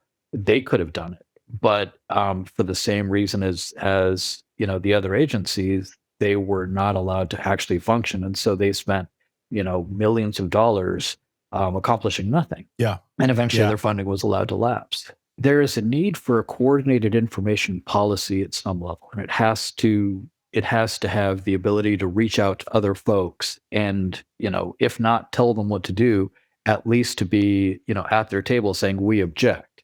Even if they can't force them to do it, they say at least to be able to raise objections. It doesn't have to be a new layer of bureaucracy. It just needs to be someone, pin the tail on someone. And it can be a Defense Department or the guys who end up with all of the money, and authorities that no administration likes to cut into the authorities of the Defense Department. So that is possibly a logical place to put it. It should be, realistically, it should be somewhere between state and something else. Yeah. But in practice, sooner or later, if we get into a real situation, if we end up, in a conventional conflict, we're going to end up developing this anyways, just to coordinate the information picture that we need. Yeah, I think that's, you bring up a really good point, because it's not as simple as saying we need a USIA, right? Because really and truly, those different agencies that you just described, they have different mandates. Voice of America, Radio Free Europe, Radio Free Asia, those were designed to have independent editorial control. Why? Because it's not about controlling the information that goes out through all these global bureaus and people around the world listening to them. It's about attraction to America. Here is a country with this great culture, this rich culture, these strong markets, and a press that can hold its government accountable. To me, that's what VOA was always about. It was never about a conduit for passing propaganda, right? It's about the attraction of American culture, right? The GEC, that's about public diplomacy, right? That's about clarifying for the world and providing context and providing, knowledge about American foreign policy, right? And then the Department of Defense, I'll just express my own personal opinion. I don't think it has any business in those areas, right? Department of Defense should be focused on, Department of War, apologies, should be focused on, military things. And to your point, maybe we don't need necessarily a coordinating body, because that seems kind of ridiculous, but maybe some kind of policy body that establishes, that it puts out a strategic communications strategy for the U.S. government. And then the different departments and agencies fall under that. Now, not to get political, because that's not what this thing is about, but it's a part of the information environment to even have this conversation between you and me about a policy body, different agencies with different mandates seems utterly ridiculous, because the most influential voice in the United States government, maybe even in the entire world right now, is the president of the United States, because of how the president chooses to communicate to the world. The world is really focused on his overwhelming access to the media, his social media game, when you think about that, this very unconventional approach to how you communicate, the whole idea of a government agency just seems like it's out the window. It'd be a complete waste of money, right? Do you think that we're looking at a point now where the president bully pulpit is on steroids, and that becomes our de facto way for the United States government to communicate to the world now? Is that role in your mind changing given what we've seen over the past few years? I would say that there is still a government role for messaging and understanding the implications and all that, but it is stepped on by the president continually. And this is it is an absolute contradiction. So, we have ended up with a, an imperial presidency that has gone into the crazy emperor stage where, we're turning horses into senators because no one, at a staff level can really have a voice at the table where it needs to be listened to. And we can have very coherent, sensible, responses that will be ignored or counteracted because of decisions that are at the absolute highest level. The COVID situation is the perfect example. So and I know that this is something that's very near and dear to your heart. So most of the U.S. political and military response to COVID was very sensible and very well put together. Every military command had a plan for how to deal with pandemics that was very sensible. We had, a creation of a vaccine with Operation Warp Speed that was incredibly rapid. We had, good CDC. It was slower CDC response than ideal, but it definitely did great things. All of that was completely undercut because of statements at the very top of the chain that went against everything else that the government was doing. Mm-hmm. And that kind of schizophrenia in our public image that creates discord and distrust, in the community as a whole. Our allies can't trust us because all of the people they're talking to, they're not talking to the president on a daily basis. Our allies are talking to the staff inside of, inside of NATO headquarters. Yep. And all the staff inside of NATO headquarters has this plan, and it's a pretty good one for how they're going to, develop NATO as an institution further. But then you come out with a national security strategy that completely undercuts everything that they've said and puts out things that are fundamentally unsustainable. And that's, you can work for years to stabilize the situation, and a single executive order or statement at the highest level can completely destroy it. Yeah. And Ed, you bring up a really good point, and I want you bring up a very fair point, but I also think it's a good point. And it is that embassies, consulates, military units out in the world, right? Government agencies out in the world who speak to our allies on a day-to-day basis, who exchange lots of information. When there is that disconnect at the very top, right, to, versus what they're putting out, it does create an image of just utter chaos, complete incoherence, right? And it makes it difficult for us to be able to accomplish what we need to accomplish, right? I encourage my guests to speak freely. I'm going to steer clear of making political judgments, but I think that everyone can recognize that if at the top, right, says something and they say it at a very rapid rate and it seems to change a lot, at the execution level, where it can undercut, it can disempower, it makes you less likely to be able to do your job. You and I both have suffered from that while we were in the military, right? And so that's a very fair point that I think that you bring up, a very valid point. I think too, like when you start talking about pandemics, one of the things I learned during the pandemic, public health communications very rapidly becomes political communications. Science becomes at some point less important than politics, and at different points it becomes more important than politics, right? But going back to your experiences in Baghdad, when you're in a crisis situation, people thirst for information. They thirst for credible information because it affects their business, it affects their livelihoods, it affects their very lives. Well, if there's a vacuum, There's all kinds of people, and particularly in our country, where there's an open ecosystem where people can post whatever the hell they want. There's all sorts of people willing to fill vacuum with all kinds of bullshit. And that can be very dangerous, right? I will always say an open system is the best, good markets, creativity, but there's a cost to it when you're dealing with a public health crisis of having that, right? And I'm not going to litigate censorship and all that kind of stuff. That's outside the purview of this podcast. But I think one of the things that's really interesting is you spent your time doing this stuff in the Army, working in information programs, working in the world and seeing what happens when our public image is distorted. And the United States government would be well advised, in my opinion, to listen to guys like you who understand the bad shit that happens when we are not communicating in a coherent a coherent way to the world. It can cause a lot of problems, not just for the world, but here, like our markets can suffer, our national defense posture suffers. And so all of your experience that you had, I think, is very valuable to hopefully people in government today that are thinking about this.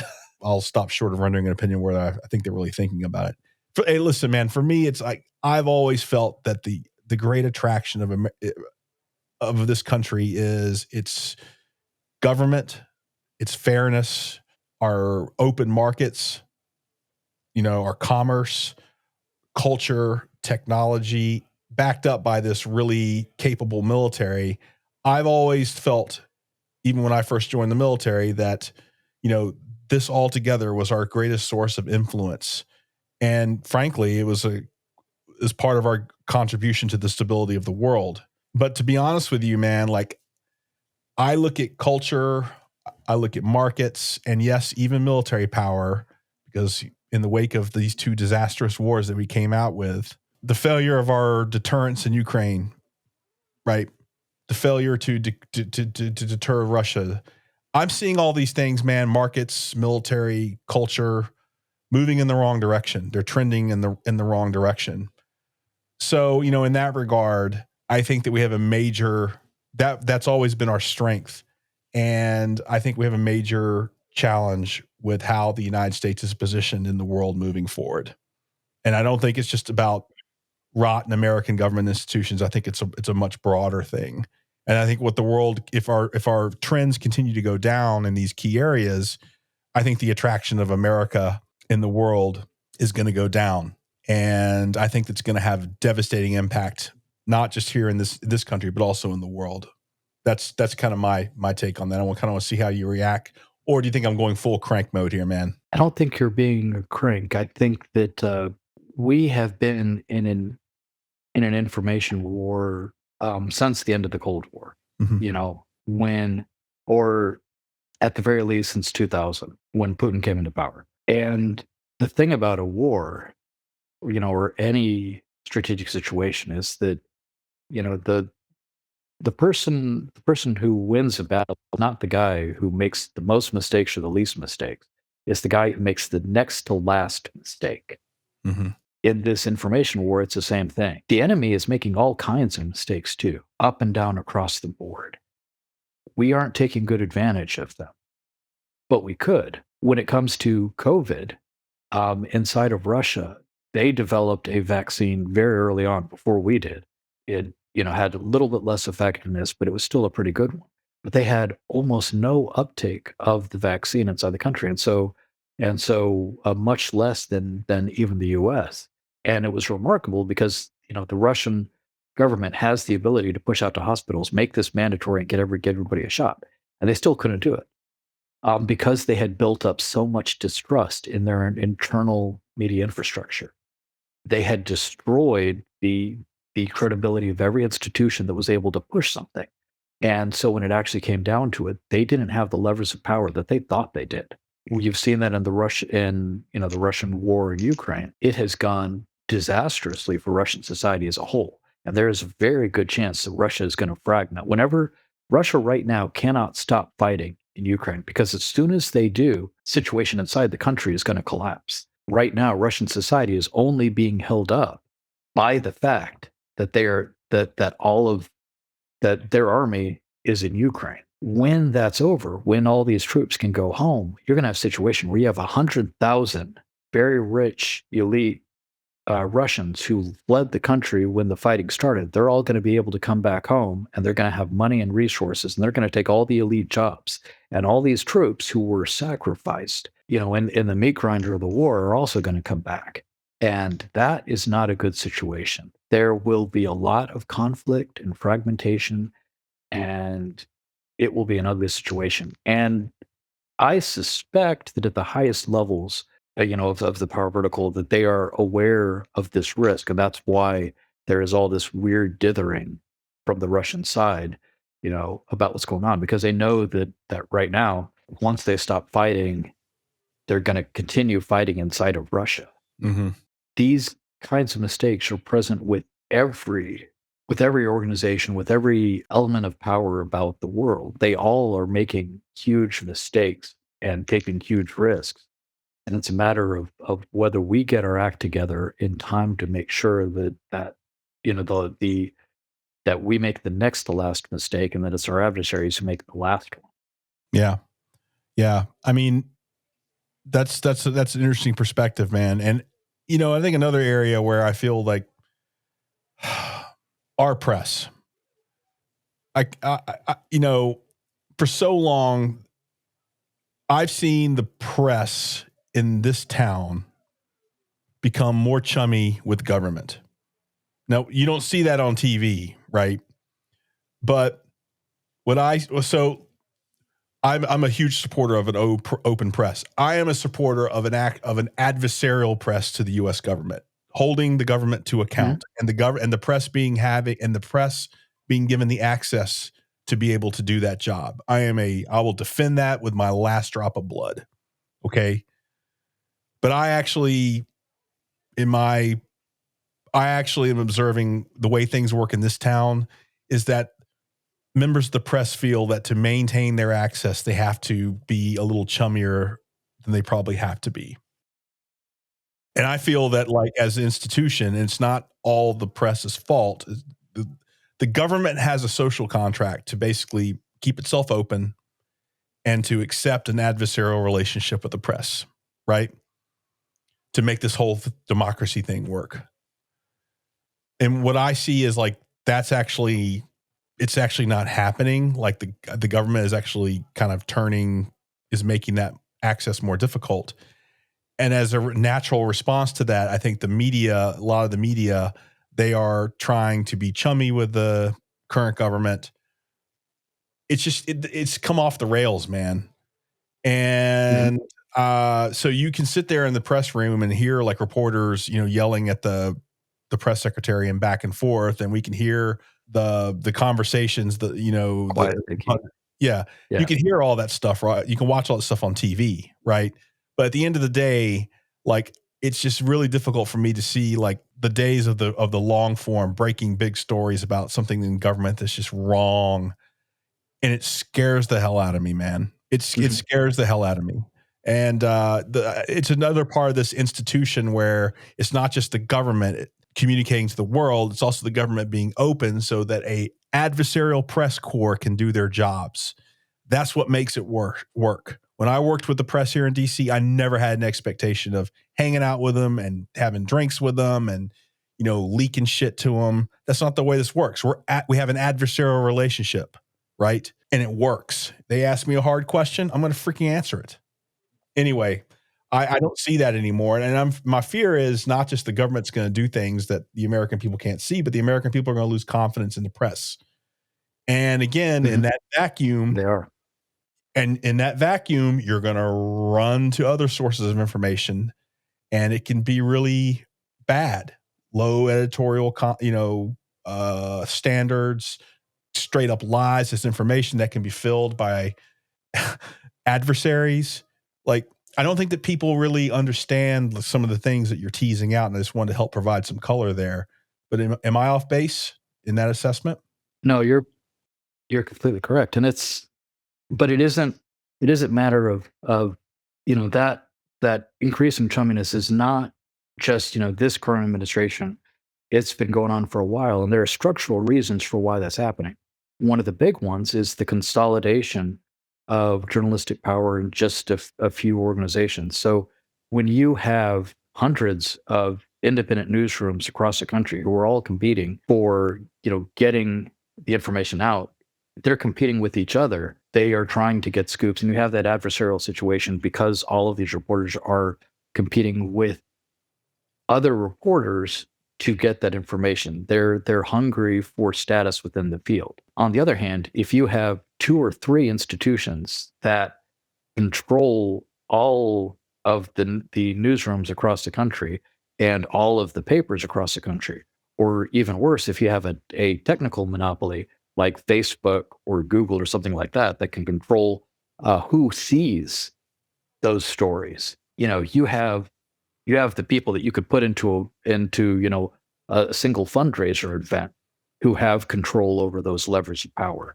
and those people you can influence, and you can get them to kill the stories you don't want or promote the stories that you do want. And moreover, all of those guys have a financial incentive to not rock the boat, Right. whereas an individual reporter, their incentive is to rock the boat, Right. because that's how they get that's how they get greater status within the field. Yeah. And I don't know how that can be resolved, and I don't think anyone does, but there are organizations that are trying. There's things like ProPublica, things like that are trying to maintain some kind of independent journalist community. In a way, and this is back to that D&D basis. I didn't come into the army as a jock. I came into the army as a D&D kid, and so what I grew up on was cyberpunk literature and the cyberpunk game, and we are building ourselves a cyberpunk world every day. We're building a handful of news corps, but we're also building the capabilities for independent journalists to try to rise up in there. What's going to end up happening is these journalists are going to be, if it goes the way it's going, those journalists are going to be getting their information not from sources within government who they are trying to embarrass in a press room, but instead they're going to be going to hackers who are going to hack into our systems and steal the information. That is why Assange is better trusted as a journalist than CNN by a lot of people in America. When Assange is fully compromised by Russian sources. Yeah. That is a we have leaned into the risk factor there. We have created an ecosystem in which we are potentially easily compromised by malicious foreign actors, just because we're losing the credibility of those who could oppose them within the institutions here. Yeah, Jed, that's a very smart, and I know nothing about Cyberpunk, so I want to look that up when we're done. Just joking. So people who are listening and have stuck with us, you may be asking yourself, like, dude, why the hell is the Beaten Zone talking about this? Well, I'll tell you why. Decisions to go to war are big decisions, right? They cost the country untold amounts of money. They require enormous sacrifices for soldiers, right? And sailors, airmen, Marine, Guardians, all of them. Enormous sacrifice. It affects the service members. It affects their families. It creates a pipeline of veterans who have to be cared for by the Veterans Administration, a burden on them because you have injuries, you have, that come out as a result of that. And these are very important decisions, and people have to understand like how the information that makes its way to them can be manipulated to sway people, their opinions, tap into their emotions. And you have to understand how adversaries can actually lead us through these critical vulnerabilities in our information environment, can lead us to make very disastrous decisions to take us to war needlessly. Right. And so that's why we talk about this in the Beaten Zone, is because as there's a potential war that can be potentially going on in the Caribbean. Okay. You're getting a lot of the information from the big networks, right? Or on social media, and it's shaping your view, and it's hitting you in the feels. It's tapping into your emotions, and you're forming judgments, and you're throwing support behind this, or you're throwing it against this. The quality of that information must always be challenged. Everything that comes out of the government about its foreign policy should absolutely be taken with a healthy dose of skepticism, and we should always be challenging. And that's why having an adversarial relationship between the press and the government is so important. But if the government is shutting down press rooms, kicking outlets out, I'm sorry, I'll express my opinion here. That's a fucking problem, man. And it makes me wonder what the heck is going on, especially when there's a potential war that's getting cooked up over here. So people can say I'm a crank. I don't really give a fuck. That's kind of where I am on that. We have to challenge every single piece of information that comes out of the government, but also the media. Understanding, and let me tell you something, man. I work with some damn good reporters, some really good ones, who worked for really shitty editors and worked for really shitty media companies. And I salute those people. I've never walked a mile in their boots, but I think we're living in dangerous times, man. And I think a lot of it's because of the information that we're being fed on a day-to-day basis. So much of it is just absolute bullshit. Sorry, I'm emotional about this topic, particularly when we start talking about going to war. So it just terrifies me that we have a Pentagon press room that's been almost handpicked because of the quality of the reporting, because of the favorability of the reporting that comes out. I find that to be a real problem. Okay, sorry. You had to allow me to get on my soapbox a little bit. If you have a situation in the information environment in which there aren't a whole lot of people who have the incentive to get at what's really going on, then people like me who have an incentive to put out the image that we want to put out to achieve the advantage that we want, we're gonna be all over that. You're making an open field for us. Yeah. Yeah. And, most of us are not working for tactical commanders on a tactical field. Most of us are working somewhere else. China has millions of people like me. Russia has millions of people like me. And Meta and Google is empowering millions of people like me. But what they are all undercutting are the only people who are trying to present an accurate image. Yeah. 100%, man. We're going to pivot now to our final part here, Jed. And I want to talk a little bit about you. And so now, you're no longer like me. You're no longer in the military. You got facial hair. You haven't put on too many pounds. I've put on far more than you, but we've put on a couple of pounds, and we're no longer serving. Put on a few pounds. Yeah. Hey, don't let Jed fool you. Dude used to run marathons, right? You're a hell of a lot more accomplished runner than me, man. When did you know it was time to retire? For me, it was because of deals that were made within the military community. So I had a kind of a handshake deal, a drug deal with the branch manager that would allow me to stay in the DC area because that was better for my daughter's health. Because she needed medical care that you couldn't get at BRAC. But the other side of that deal was that as soon as I had the chance to hang it up, I would hang it up. And, that's what I did. Yep. It was a Sergeant Major Billiot. He took some risk and did some work to keep me there. But that's probably why my daughter is still alive today. Yep. And it's funny because Sergeant Major Billiot and I, first time we met, we actually almost got into a fist fight. He was training us up for before we went up to Iraq, and he was kind of trying to be a hard ass. He was in charge of the PSYOP teams that were supporting the Rangers, and so he was trying to be a hard ass about our shooting. I'm not very good shot, and he was making a lot of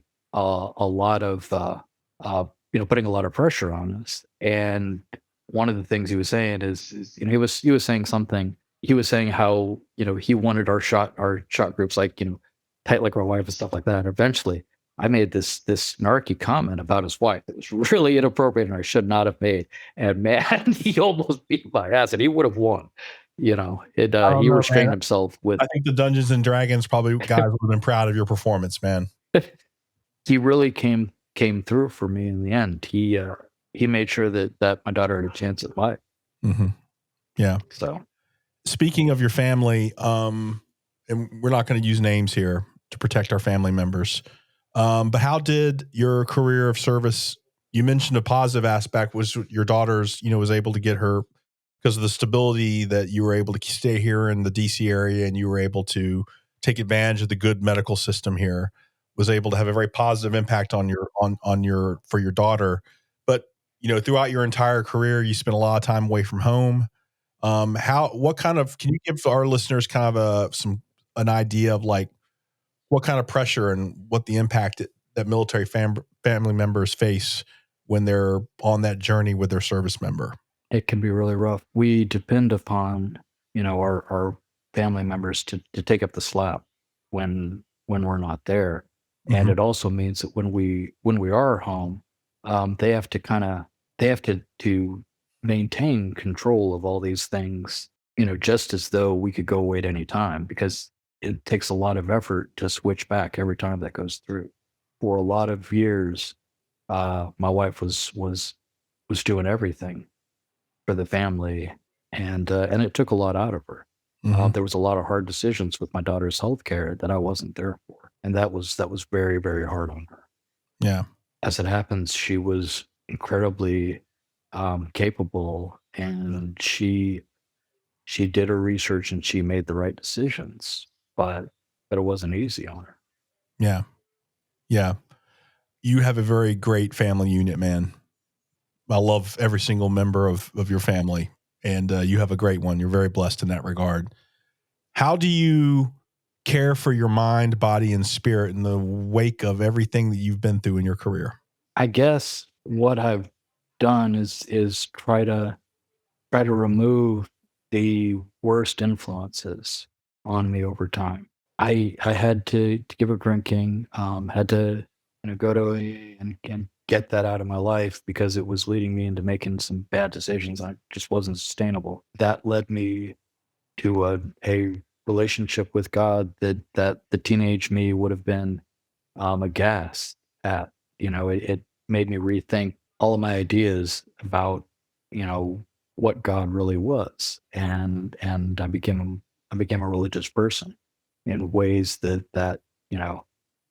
that I would have fought tooth and nail against when I was a kid. The other thing is that I've ended up writing a lot. I've written a lot of poetry, and this T-shirt is actually the newsletter, I guess, of like military poetry.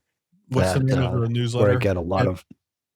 So the Aiming Circle. It's a guy, Randy Sherper Brown, who's actually a PA guy, who now does poetry and runs a small poetry press. And this is the news, the newsletter, Patreon group, whatever that finds all the opportunities for veteran fiction, short stories, poetry, and consolidates and makes sure that the community knows about these. That has helped tremendously. The ability to kind of get out there some of that bile and things that have built up over the years and put that onto paper and to try to see it from a different perspective. I'm also writing some science fictions, cyberpunky D&D kind of stuff. And in the spring we're going to be me and a bunch of buddies from high school and college. We're putting together an anthology, Liminal Horizons, and we're gonna put that out. Where I'm able to get out some of those stories in a fictional context. That's freaking cool, man. Things that can't talk about. That's a lot of that's what's really helped for me. No, that's awesome, man. I mean, I guess you're all, this is episode, I think it's 11 or 12. And 4 of you guys have been writers, written books, written poetry, I guess a lot more have written professional journals. And they all say the same thing, man. Like, writing is therapy. There's something about it that just really helps you kind of, I guess, interpret your life's events, and then you're able to share that with future generations. And yes, science fiction is a contribution to future generations. I've never read much science fiction because I was a jock and I thought that stuff was for dorks. So I guess I'll have to read your stuff, Jed. I can't wait for it to come out. I can't even pronounce. I don't. I think we'll I read convert you. Starship Trooper. Starship Trooper science fiction. Do you consider that science fiction? Yes, it's absolutely science fiction, and it's had a huge influence in all kinds of ways. Some good, some bad. Okay, I got some credit. Then. What was the one about the zombie apocalypse? The AAR that was written. World War Z. That was a damn good book. I thought that was really good. Max Brooks, excellent. Yeah. So that's awesome, brother. Now, something that I think is really fascinating, I want to kind of touch on with you is you're now embarking on another journey, and that is to get your PhD in neuroscience. Okay, first off, tell me what's neuroscience, because I don't think I know what that is, and then kind of like what inspired you to go down that route. So neuroscience was the career that I kind of gave up when I joined the military. I was, in the mid '90s when I was, finishing my undergrad. It was the field called psychobiology or biopsychology, depending on what school you were going to. And it was just looking at the brain and behavior and figuring out how those work together. And, over the time that I was in the war, that has developed, leaps and bounds, and is now a field that has a huge amount of, it's gone from where we were just kind of throwing ideas out against the wall and coming up with crazy theories that couldn't be backed. And now we're doing, real impactful interventions. So the particular lab that I'm in, we're going to be working on, neurostimulation, which is where we're, putting electrical currents into, different nerves to see how that impacts behavior. My project will probably be on trust in AI systems with vagal nerve stimulation. And, the way we're able to do this is we've got a little device that puts electrical stimulations on the vagus nerve here, and that influences a lot of behavior. There's a lot of interventions that are now possible, non-invasive or mediumly invasive, ways that we can directly impact the nervous system in all kinds of crazy ways. There was just a study that came out where they used some mice, and they were able to surgically implant a small device in the scalp over the skull that shined light into the genetically engineered brains of rats, and then able to turn on lights on the scalp above the skull, and that changed the behavior that these rats were doing on the inside. China is going leaps and bounds on this stuff with brain computer interfaces. They're going crazy for different ways that they can in practice really engage with the person at a neural level. And we have a lot of good scientists, but the process is much more difficult for us to do because of FDA and ethics and all these kinds of things. And so it's been an interesting time to be in it.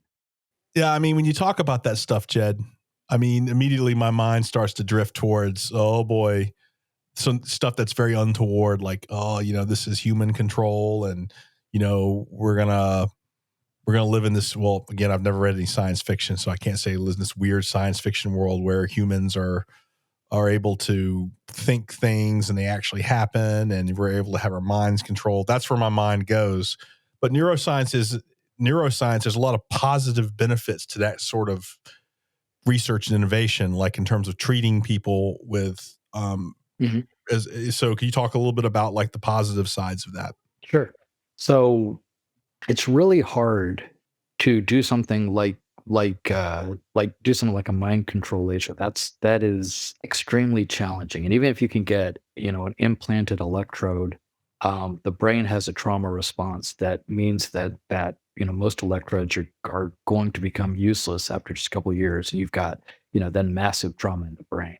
What is very easy to do is influence the systems that are already designed to influence the nervous system. So I mentioned like the vagus nerve. You've got cranial nerves that are designed to bring information from the body into the mind, and that is a kind of therapeutic input that has had huge success. There are other kinds of minimally invasive methods, including things as simple as like having an EEG system, which are now commercially available for very, very low cost, and you're simply listening to audio stimulation to tell you how calm you are, and you're able to do much better meditation, just because you can hear how calm you are, and put yourself into the right kind of mental states. Almost all of the minimally invasive stuff, the interventions that are done, with the body and with the information systems that the body is designed to use, can have huge therapeutic effects. Large invasive procedures, things like putting electrodes into a brain, those are generally pretty challenging to do anything good with, because the brain does not expect to get information that way. And so there's a pretty good chance that you're going to provide something that doesn't come in the right direction, and it's going to degrade the performance of the brain as a whole.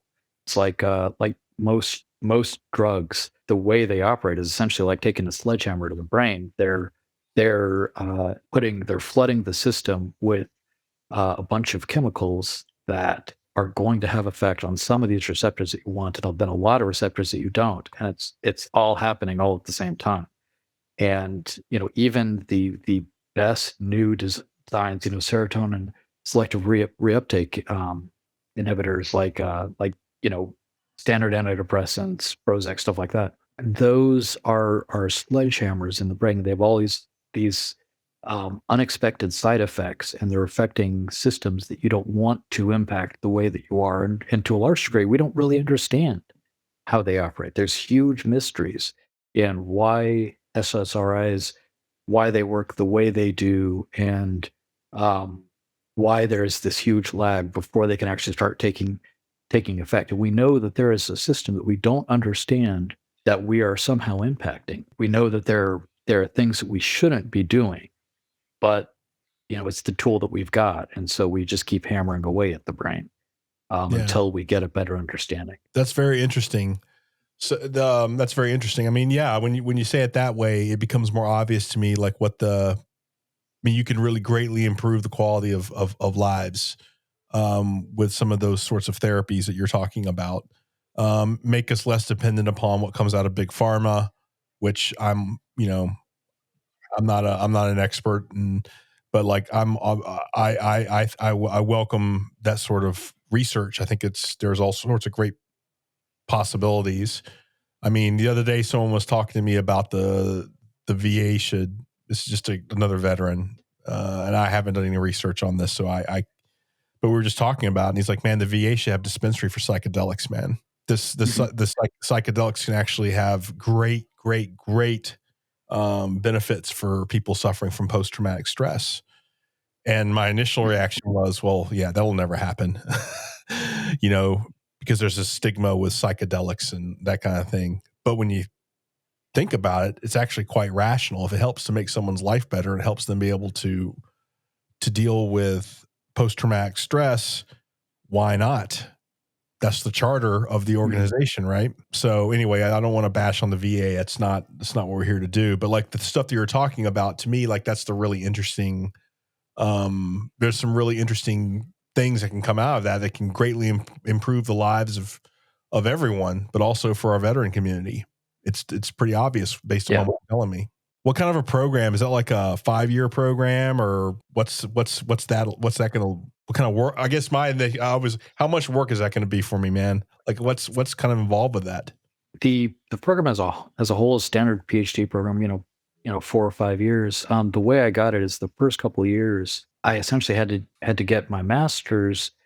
I have a master's that's in unconventional warfare. It's not really useful for neuroscience. It's not really useful in the civilian world at all.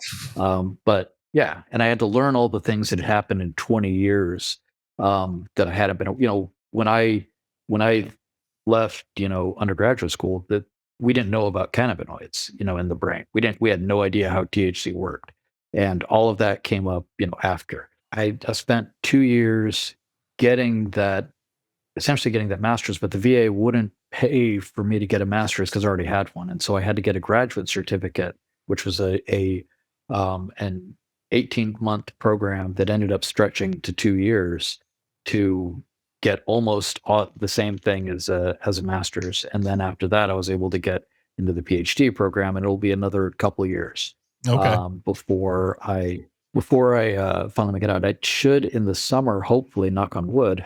Um, I should be advancing to candidacy, and then I'm just doing research instead of going through, the classes. I'm just taking the last of the Yep. mandatory classes now. That's awesome, man. Well, congratulations, Jed. I mean, it's a nice book into your career. You started off as, a psyoper, which is like, now you're trying to be a neuroscientist. So you're like, have this obsession with the brain, man. I kind of like that. Didn't know about that about you until we've chatted. Just want to wrap it up by basically saying, one of the things I really enjoyed about this conversation reminded me of something very important. The military has a very we're a motley crew, right? Like we have a lot of people from a lot of different backgrounds, and like a guy like you and a guy like me, we're probably hung in different circles when we're in high school, right? Yeah. But we ended up serving together. We were in the same unit together, and we came together because it was the military that kind of made that. And that's one of the beautiful things about the military. You can have people from all kinds of different backgrounds, and we come together and we serve on a team and towards a common goal. And here we are today. You and I are like close family friends. I mean, ain't life? Mhm. If there's anything positive I can say about military service, it's that. There's a lot I can say positive about military service, but that's my favorite thing. It's a great way to meet people from all across the country with different backgrounds. And in some respects, that's kind of how America should be, man. Like, Yeah. we should not be fighting each other over stupid shit. We should be working Yeah. together to try to make a better life for our families and for our country. The military is the one organization that has to be a melting pot all the time because it has to represent the whole country, or Right. else there's a big risk. That's and in the end, that melting pot has to produce something that is worth eating. Amen, So brother. there Amen. is a message at the end. Yes, sir. Well, Jed, I appreciate you spent a lot of time with me. I appreciate very much you joining us, and you did a great job. And I look forward to we're family friends, so I'll probably see you like really soon. So Yeah. it's great chatting you here, man. I actually got to learn a lot about you I didn't know, so it was great. And thank you for joining us. Appreciate it. Had a great conversation. So Yeah, man. and hopefully all of the backlash will be directed against you and not me. So you can count on it. All right, brother. just misspell my name on the YouTube notification. I've already had my first encounter with a troll. I'll tell you about that later. All right, brother. Thank you so much. Have a good weekend. All right.